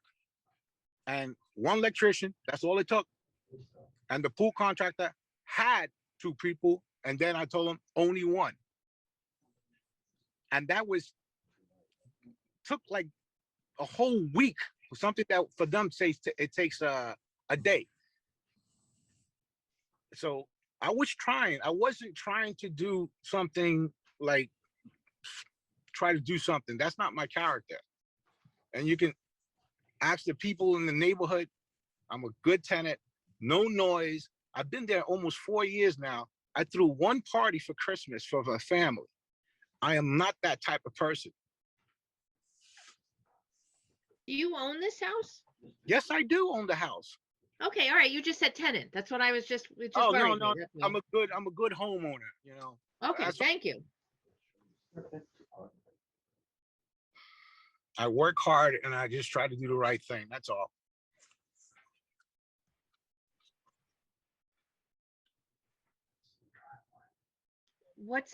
How tall a fence are you proposing to put up? Whatever's required. 4 feet, 6 feet, 8 feet. Well, what's allowed is a 4-foot fence. All right, so we put a 4-foot fence. And well, let's You can- have the conversation here, okay? I'm Please sorry. stop, just Mr. Santos, please, you got to stop interrupting us, okay? We'll give you an opportunity to speak, but please stop interrupting each of us, okay? So if we talk about a 4-foot fence, the fact that the pool is now kind of sunken into the ground, essentially, you dug it out so that you could put it in. Right. I think the 4-foot fence should cover you well. I don't think you need the 6 feet. I think for actual, people standing in the pool, I think the 4-foot fence should be fine for you. That's correct. Standing from the top where the church is at, you're not going to be able to see anything because it's slumped all the way down. The question is how long a stretch is that? I don't want just a solid white fence. So where are you suggesting to put a fence? I'm suggesting fence goes across where the church is at for sure, and then coming all the way down to the side like coming down to the pool all the way down. Like when you're driving by, you can, I'll put it there too. So, but the issue then is we've got a long white fence, and that's Right. So you just tell me where would you like the white fence, and I would accommodate it. What color is your house? White. Okay. All right. Mm-hmm.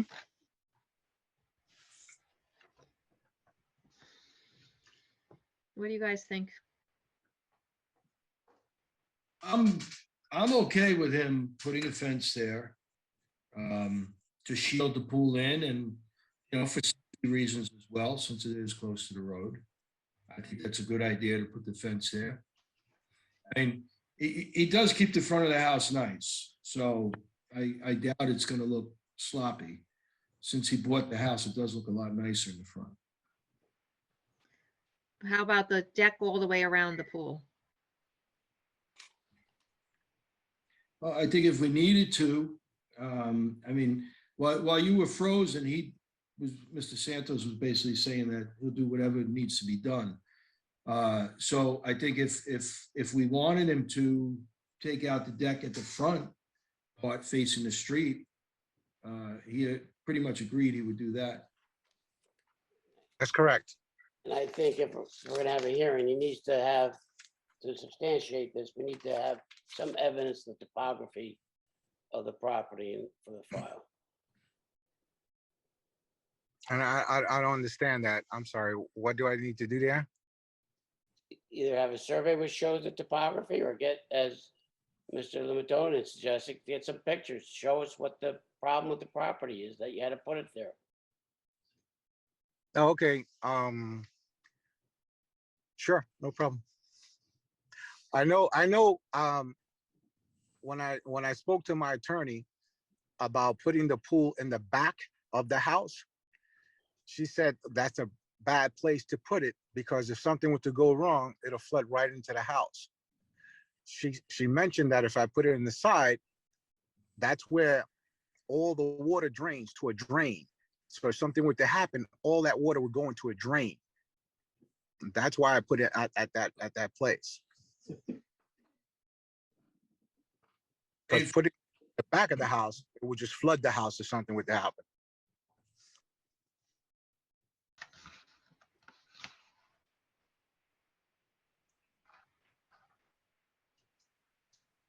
But I'll take pictures and I'll bring them to you. But we have pictures. But not where in the app where there's put it I'm there. not seeing pictures. You have pictures, Rocco? Yeah, I have pictures. Yeah, I have pictures, Jim. I mean, I don't need the pictures, but I have them. Well, you gotta have evidence of the file, just not what you've seen. Correct. The pictures that I have are pretty clear about the slope of the property. Yeah. Okay. Is his E still on or no? Yeah, I'm here. Yeah. Yes? Okay. I think the pictures tell the tale of the topography. Right, but it also shows. It is what that it is. And the visibility of the users of the pool is everybody driving by there is going to see people using this pool. That's why I think a fence is really important here. Well, again, Without a doubt. I mean, I agree, there should be a fence there.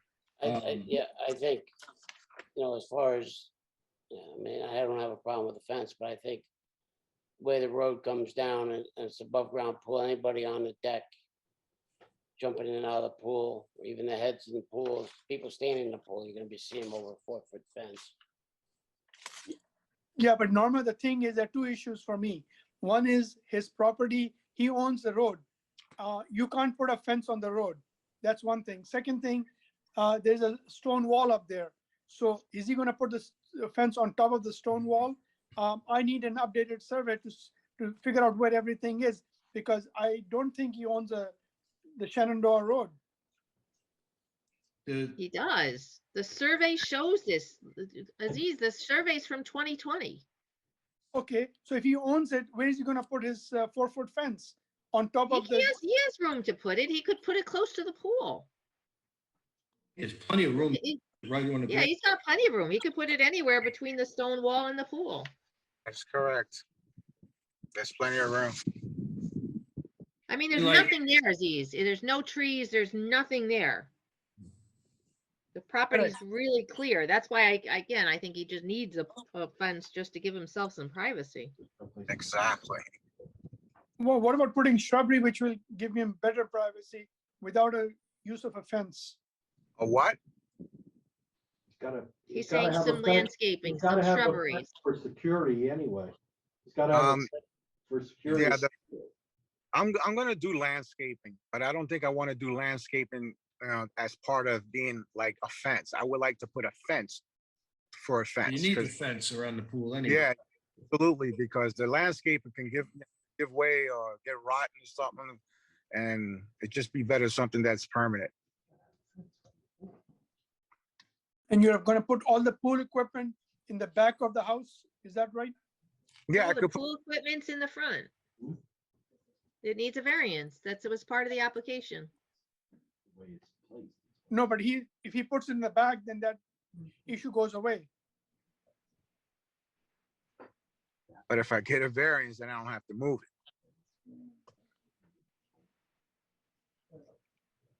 I am not rich.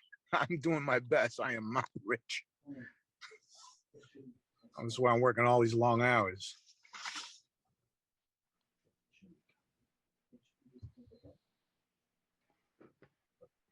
The problem is, Mr. Santos, that somebody else is going to say to us, well, you let Mr. Santos do it, so why can't I do it? That's the issue that this board faces, okay? Right. You've even done that to us yourself by saying other people, there's somebody else on Shenandoah Road that has a pool that's very close, which again, they might have just put it in. They could have put it in before zoning was in place. Who knows? Okay. So that's what this board has to look at. What you're asking for is not allowed by the code. And so we have to evaluate each request that you have before us to see if there's a different way to do it. Okay. Or a way that would require less of a variance or be less impactful, less visible, whatever. That's all we're trying to do here. I'll move the pump. My thing is that because it's in an irregular corner, it's just weird. But Okay, but the irregular corner really deals with the other side of your house. It doesn't deal with the side that the pool is on. oh yes, no, it does because the pool is set, even though it's in front of the house, which is to me is weird. It's like 3 feet to be exact. It's 3 feet in front of the house, but the house is almost touching the street. So we know, we've already discussed this. right, so that's what I'm saying. It's different. It's like a irregular corner, and that would be the answer. But so it is Not what it is. We're dealing with that. That's not an issue about why the pool equipment is where it is. All right, so I'll move the pool. Can we move the pool equipment back? That's what the Yeah. ask is right now. Okay, I will move the pool equipment back. So we say Everything as you want. Pool, the pump back, the electric back, the fence up, yes to all. So the pool equipment is going to be 25 feet in from the property line. Oh no, this is a front yard, so it's good. But it's a front yard in a B1 zone. So what does that mean, guys? Matt, I need help. It's got to meet an R1, so it's got to be 50 feet in. Correct. That puts it behind the pool. Right. or at least halfway back of the pool. How long is this pool? I believe it's 33. But I'll put the pump and the electric in the back of the pool. That's not a problem. I mean, halfway, I don't think it's Yeah, good it enough. looks like it would have to be at least 11 feet. Yeah, I'll put into it all the pool. back just to be on the safe side. That's all. All right. Anything else, board members? No, thank you. Nothing else to add. I mean, I'd like to see the job completed. It will look much better than it does now. Right. You don't like the algae pool? All right, motion for public hearing? Motion to advertise. I second it. All in favor? Aye. Aye. Aye. All right, so Mr. Santos, you're going to need, we gotta have you put 2 signs up, all right? Because you've got a curve that stretches across 2 streets here, so, just, and it's you've got a long frontage there, so you're gonna need 2 signs, okay? One on one side of one end of the property and one on the other end. And what the Right. sign, what the signs, what do you, I mean, The what? signs let people know that there's that the zoning board, you have an application before the zoning board, and we're gonna hold a public hearing. So if anybody wants to come and comment on it, they'll know about it. Oh, okay. Mr. Santos, I have one question before we. Sure. Have you spoken to the church next door about this? I have. He's been very nice. He was trying to help me out, and he has absolutely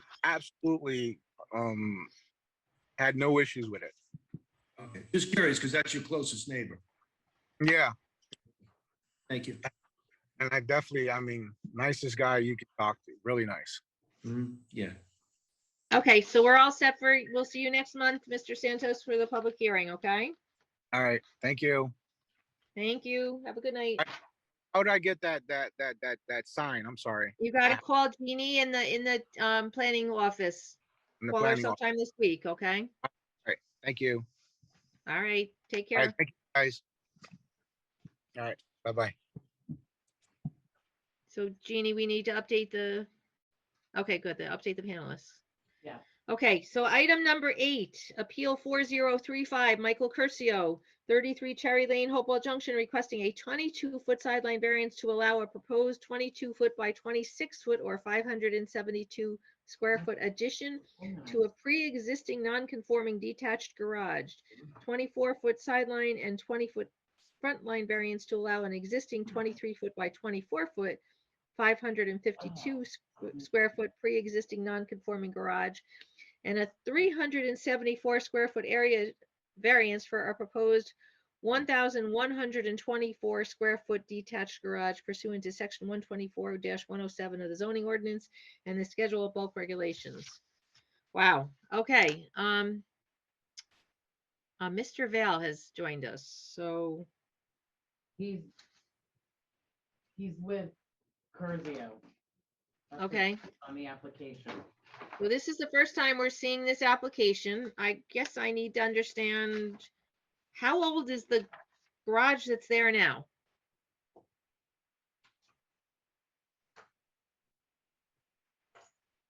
Mr. Val?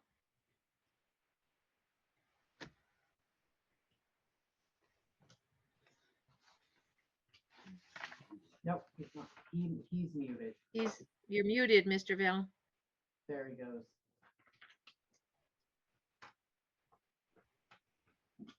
Maybe your microphone's not on, I'm not sure. Look, he's not muted on his end or ours. Yeah, so it might be a microphone issue. Is Mr. and Mrs. Curcio here?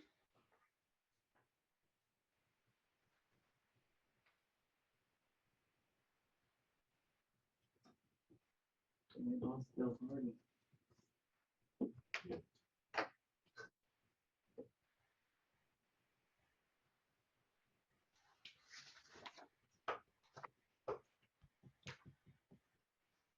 Mr. Val, have you figured out your communication issue?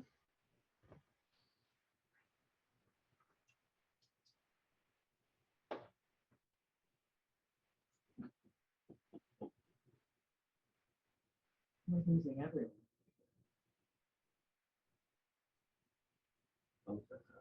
I don't know. He's gone from here. He's gone? Yes. Well, He's showing up. still on the screen, but he's not on. Hey, is this Mr. Vale? Yeah. Are you trying to dial into the Zoom meeting? Yes, I tried just dialing it into it. Yeah, dial in again because you're yeah. not on. Okay. Okay, Yeah, sorry. Okay, I'll do that. thank you. He's dialing in now. All right. Vale is the architect for Curcio. Do we ever get the footprint of the house?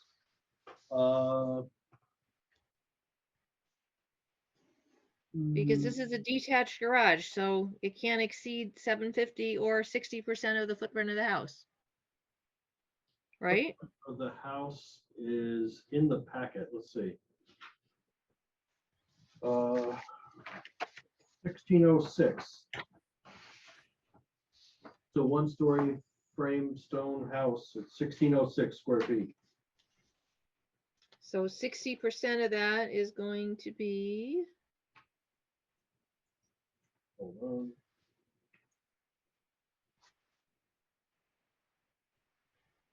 $960. So he's allowed $960. And 963, right?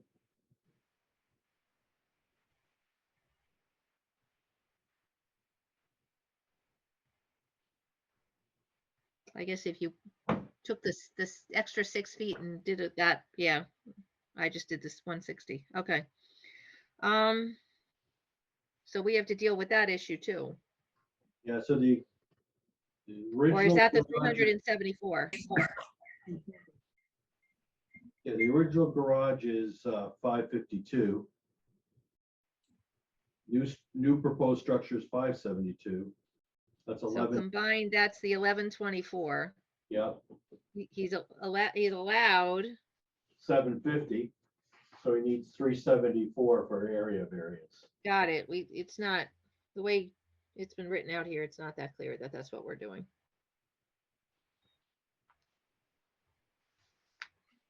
But All right, is Mr. Vale with us yet? Is he this number? Yeah, the 845. Okay. Mr. Vale, can you unmute yourself? Hi, can anyone hear me? Okay, we can hear you. Okay, great. So, not sure what happened. All right, so can you explain, when was the original garage built? I like kind of the mid 1980s. Was this what record? You're going in and out. I'm not even hearing you. You're like, I hear every other word. Oh, I'm sorry. 1950s. Okay, because a detached garage that close to the road is, so why do they need to make this detached garage so much larger? Why are they more than doubling its size?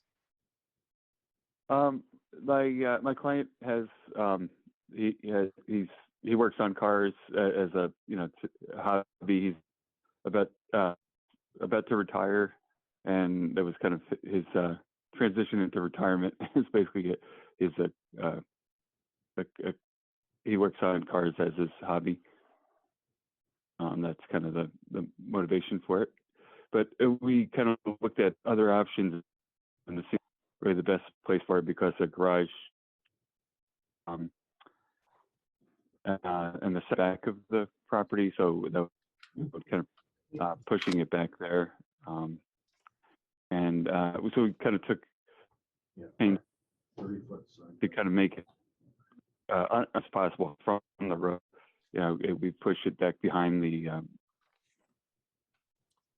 and rather than to the side of it, or obviously in front of it would be way too close. You say he Can you works hear on me?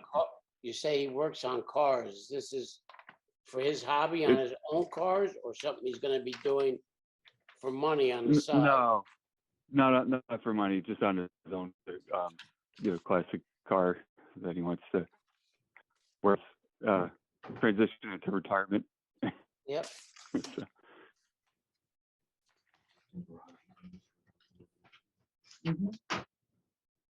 This is another one where the property line goes into the road. So Right, even though right, it's yeah. saying 52.7 feet, what's the distance to the edge of pavement? to the edge of from the to the existing garage. Yeah. Is that what you're asking? From the pavement to the garage, I can tell you in a second. I have to get a scale. This is Right. really, really, Like, this is going to be a huge structure to be so close to the road. It's about a car length, Norma. Yeah, I know. That's what I'm Well, wondering. the- Could you the even fit existing a, structure could you is fit a what's car close in that, to- the driveway in front of it? Probably that's it. Yeah, it's about looks like about 22 feet from edge of road to the front of the existing garage. Now the proposed one is, further back. So if you want to go from the road to the proposed, it's about. No, I'm not worried about the proposed. I'm looking at the existing. Right. Yeah. So Garage, that's, the that's doors about facing the 22 road, feet. correct? Yeah, it's basically a car, about 22 feet. Yeah. Well, if the structure itself is 23 by 24, that what's in the front is less, yeah, it's less than the 23 or the 24, that's for sure. So 22 feet, maybe. That's probably being generous. I'm not getting it. Right. I'm not understanding why we would want such a large structure so close to the road. Is there a garage under his house? No, there is that. So, and just to make it clear, I mean, the existing garage is what's close to the road. The proposed is the red. Right, we hatched area, understand which that, is but further you're back. asking Okay. us, you're asking us to approve a structure that's now going to be 1,100 plus square feet. That's a large structure to be so close to the road.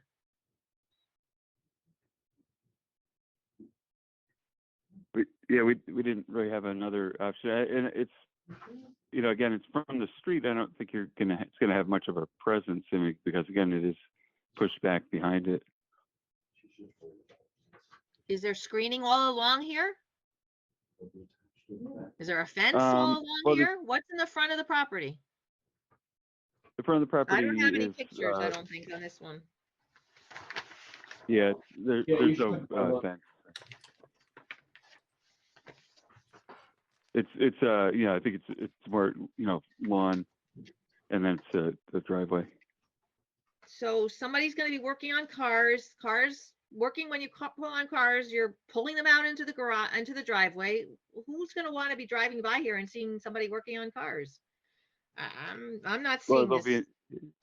they'll be in the garage. I mean, it won't be. Matt, did you say you sent me pictures? Yes, Norma, you remember this is the one that has a brown structure or shed in the back, and we saw a vehicle or a wheel or something in the back building. Right, because they were saying it's not a garage, but yet we saw. A vehicle of some nature. There's a brown structure behind what was the pool. There was an oval. Oh yeah, that's just just It's a shed Is that a shed? or whatever. Right. It's a three-sided structure. Yeah, it's just for storage. It's just Yeah, that's I'm an not existing seeing shed. I don't see anything that's going to block the view of this large structure from the roadway. I'm not seeing this. But I mean, it's set back. It's behind the existing garage. I mean, it's not. It's. And somebody set back driving by is going to from- see a really long structure there with garage doors on two sides of it.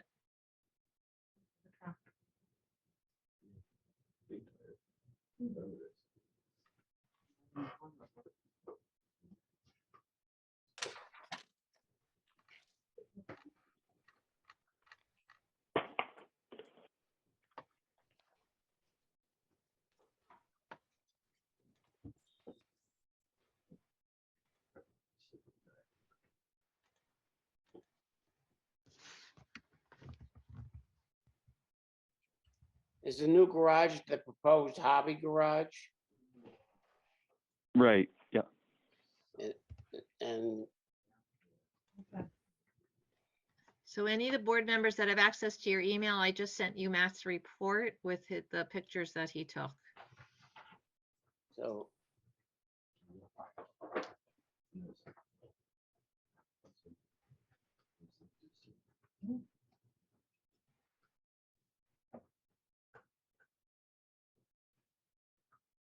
So you got 26 by,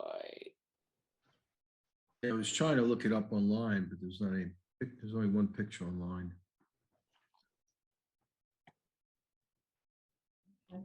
22. Mr. Vale, you're saying you're looking to expand an existing one-car garage into a two-car garage.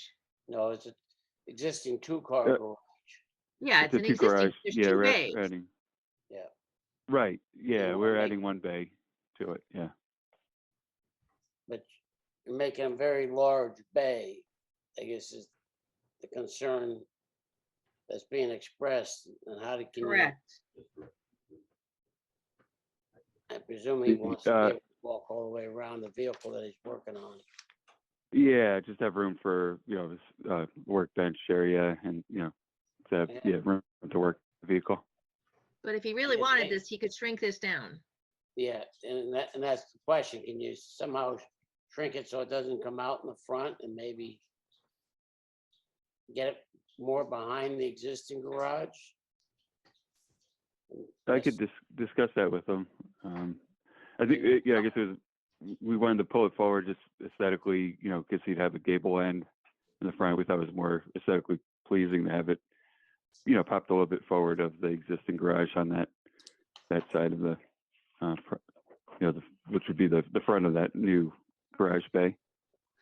But I can discuss that with him.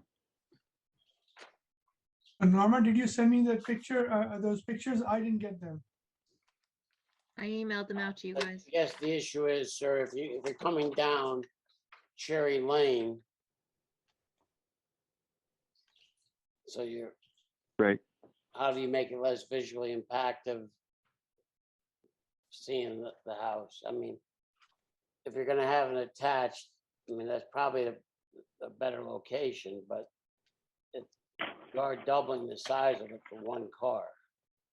I understand the need to work on it, if that's really what he's gonna do, is work on his own car, but right. you might be able to move that around, change the dimensions a little bit, make it less visually impactful. Mm-hmm. I could discuss that with my client. Just say, if there's any room for it to, if we were to shrink it, if it still is something that will function for him, and see if that's something he would be able to do. Maybe give him an opportunity to talk that over with his client, and maybe put this on for another review next month. It's fine by me. Like I said, I'm not seeing this one. He's got, if he didn't have garages, then I could see it. All right, similar to the one of the first applications that we saw under review. They don't have an existing garage with their house. So the fact that they were requesting one so close to the road, the limitations of their property kind of forced that being the only place they had the opportunity to do that. I don't see that here. I don't see that this is your only place to put this. I don't see that you don't have a garage already. You do. You've got 2-bay garage. So I'm not seeing why. Let's just put it. I see that you have other options. I mean, I guess I'll just say as far as placement, again, the septic is behind the house, so we're kind of limited in that respect. And then, to put it somewhere else in the front would not be as desirable, aesthetically. That's why we kind of came around to, because then we'd have to, if we're going to add the bay, it would make the most existing garage. And I guess the question is, in my opinion, it's still, within the character the neighborhood that there's, there are detached garages. So that was kind of, we didn't think we were kind of outside of the norm.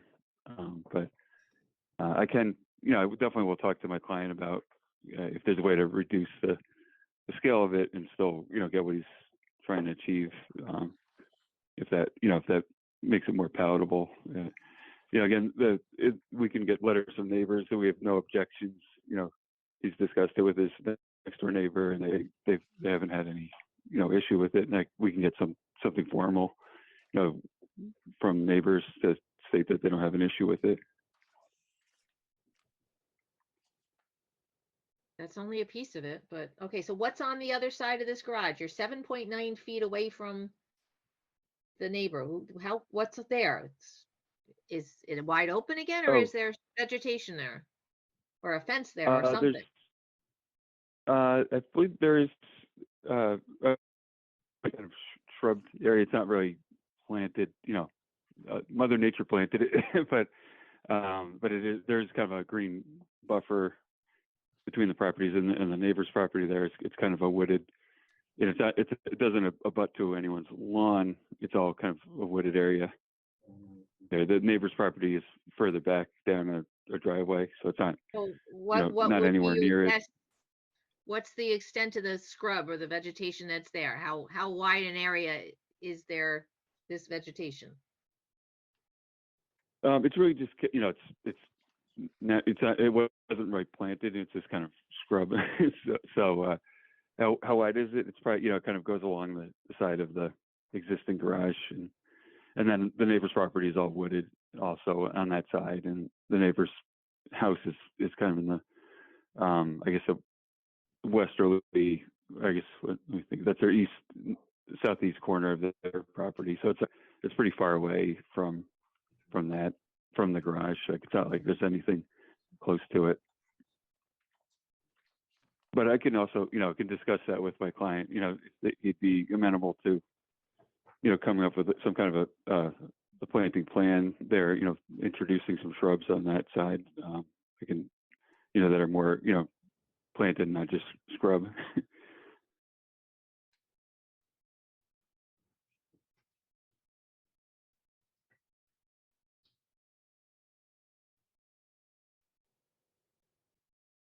I just brought this property up on Bing Maps. That's what I'm looking at right now, and it's wide open. It's so. Well, I mean, I think the neighbor's property is, it's all just kind of scrub, and it's not definitely not lawn. It's all, it's treated area.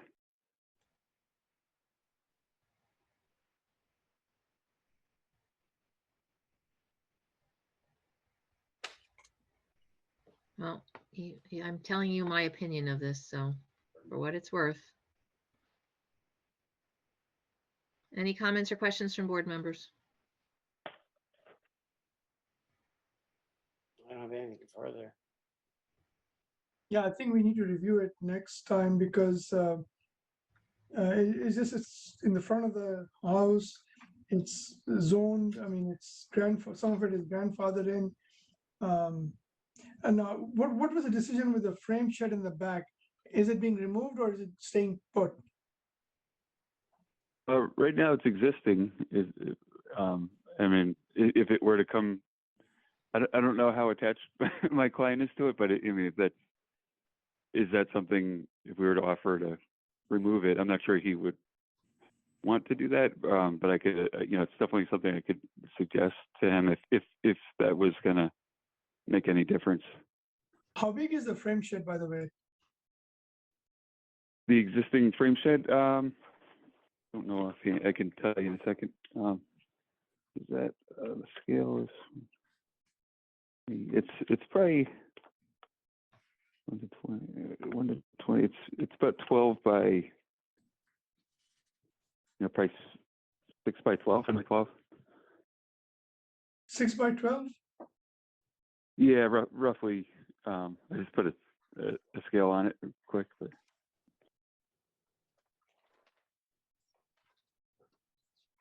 So these two sheds are going to be joined together, creating one. Garages. The two garages. There's a Two third, garages. Yeah, there's another they're structure that's a really going shed. to be one garage. Yeah, there's no, they're joined together. They'll just, it's in addition to a garage, to an existing garage. Right, right. Honestly, if you took down the other shed and put the garage back there, that's a better location for the garage. Yeah, I just have to again check on the septic location and the ground kind of slopes down a bit there, so we'd have to.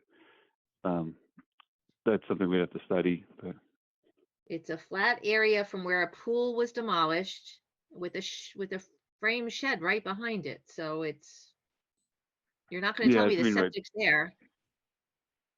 No, I mean further back behind it, if the garage was. Looks like the idea is to create one big garage, from what I see.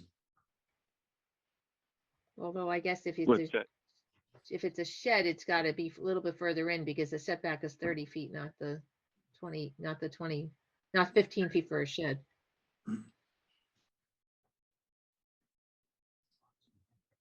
Mr. Vale, so I think we are pretty clear. You need to get us some more information here. You got to bring this back to your client and see what he's willing to do, because either he's got to shrink it, he's got to, I don't know, put something up in the front there so it's such a large structure in the front of his house. Or both. How do you make it more aesthetically pleasing? A way to maybe see if we can scale it down a little bit, and I'll discuss the frame shed, whether that's something they would be willing to remove if that made a difference. I guess it's a preference thing, but my preference would be to see it rather than separate structures, see it read as one garage. Maybe we can scale it down a little bit, but kind of read as part of, rather than having too many buildings on one site. Rather have it together that way. But again, the issue is that you already have a 2-bay garage, so you don't need another garage.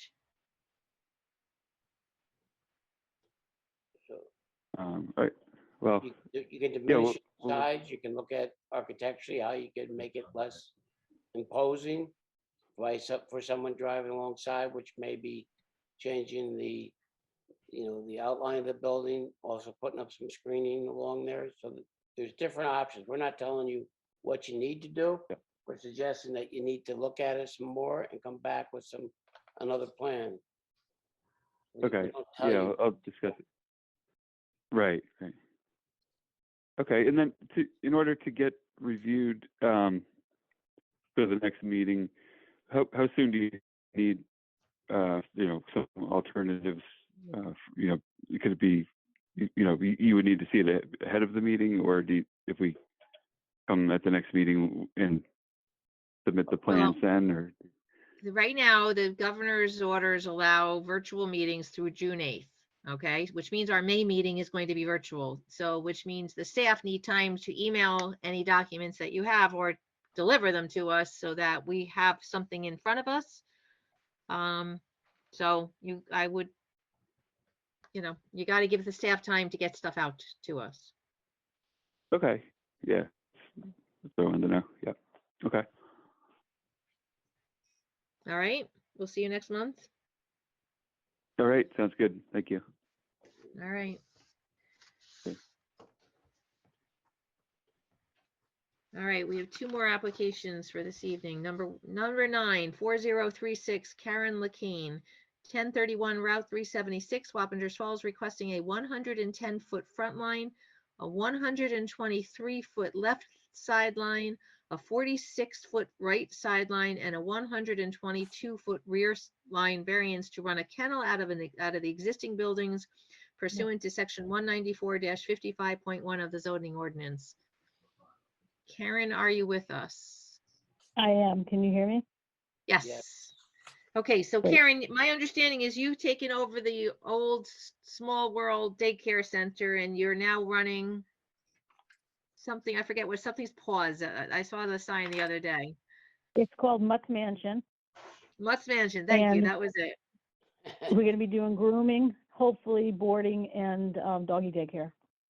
Yes, okay, so I go by the site all the time. I went by it twice today, so I personally think it's a great place for dogs, and because you're adjacent to an industrial area, so you've got you've got one residence across the street who is even zoned industrial, so you've got really no residential neighbors to have issues here.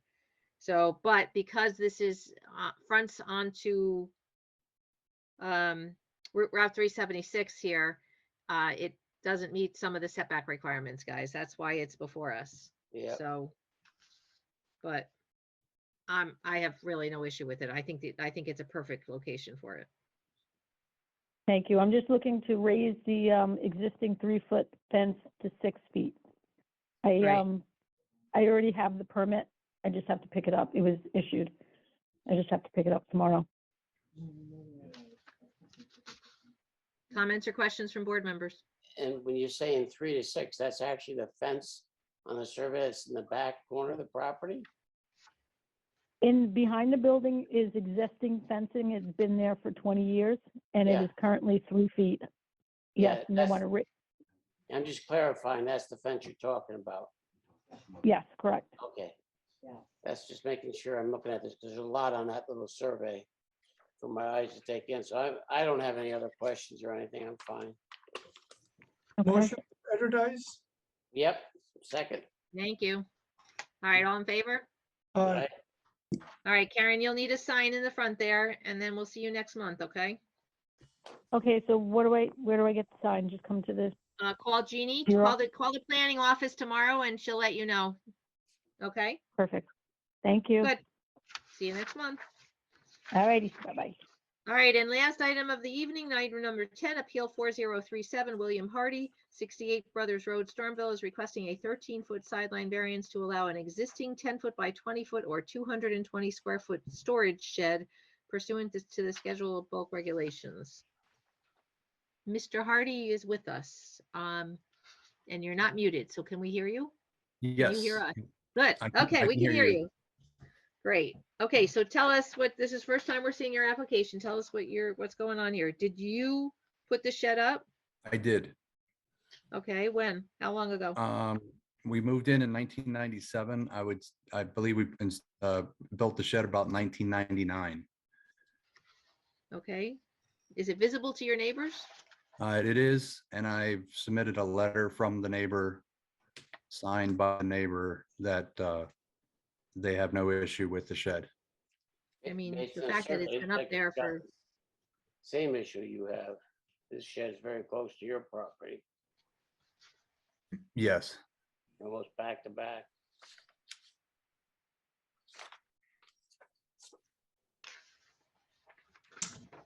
Motion to advertise.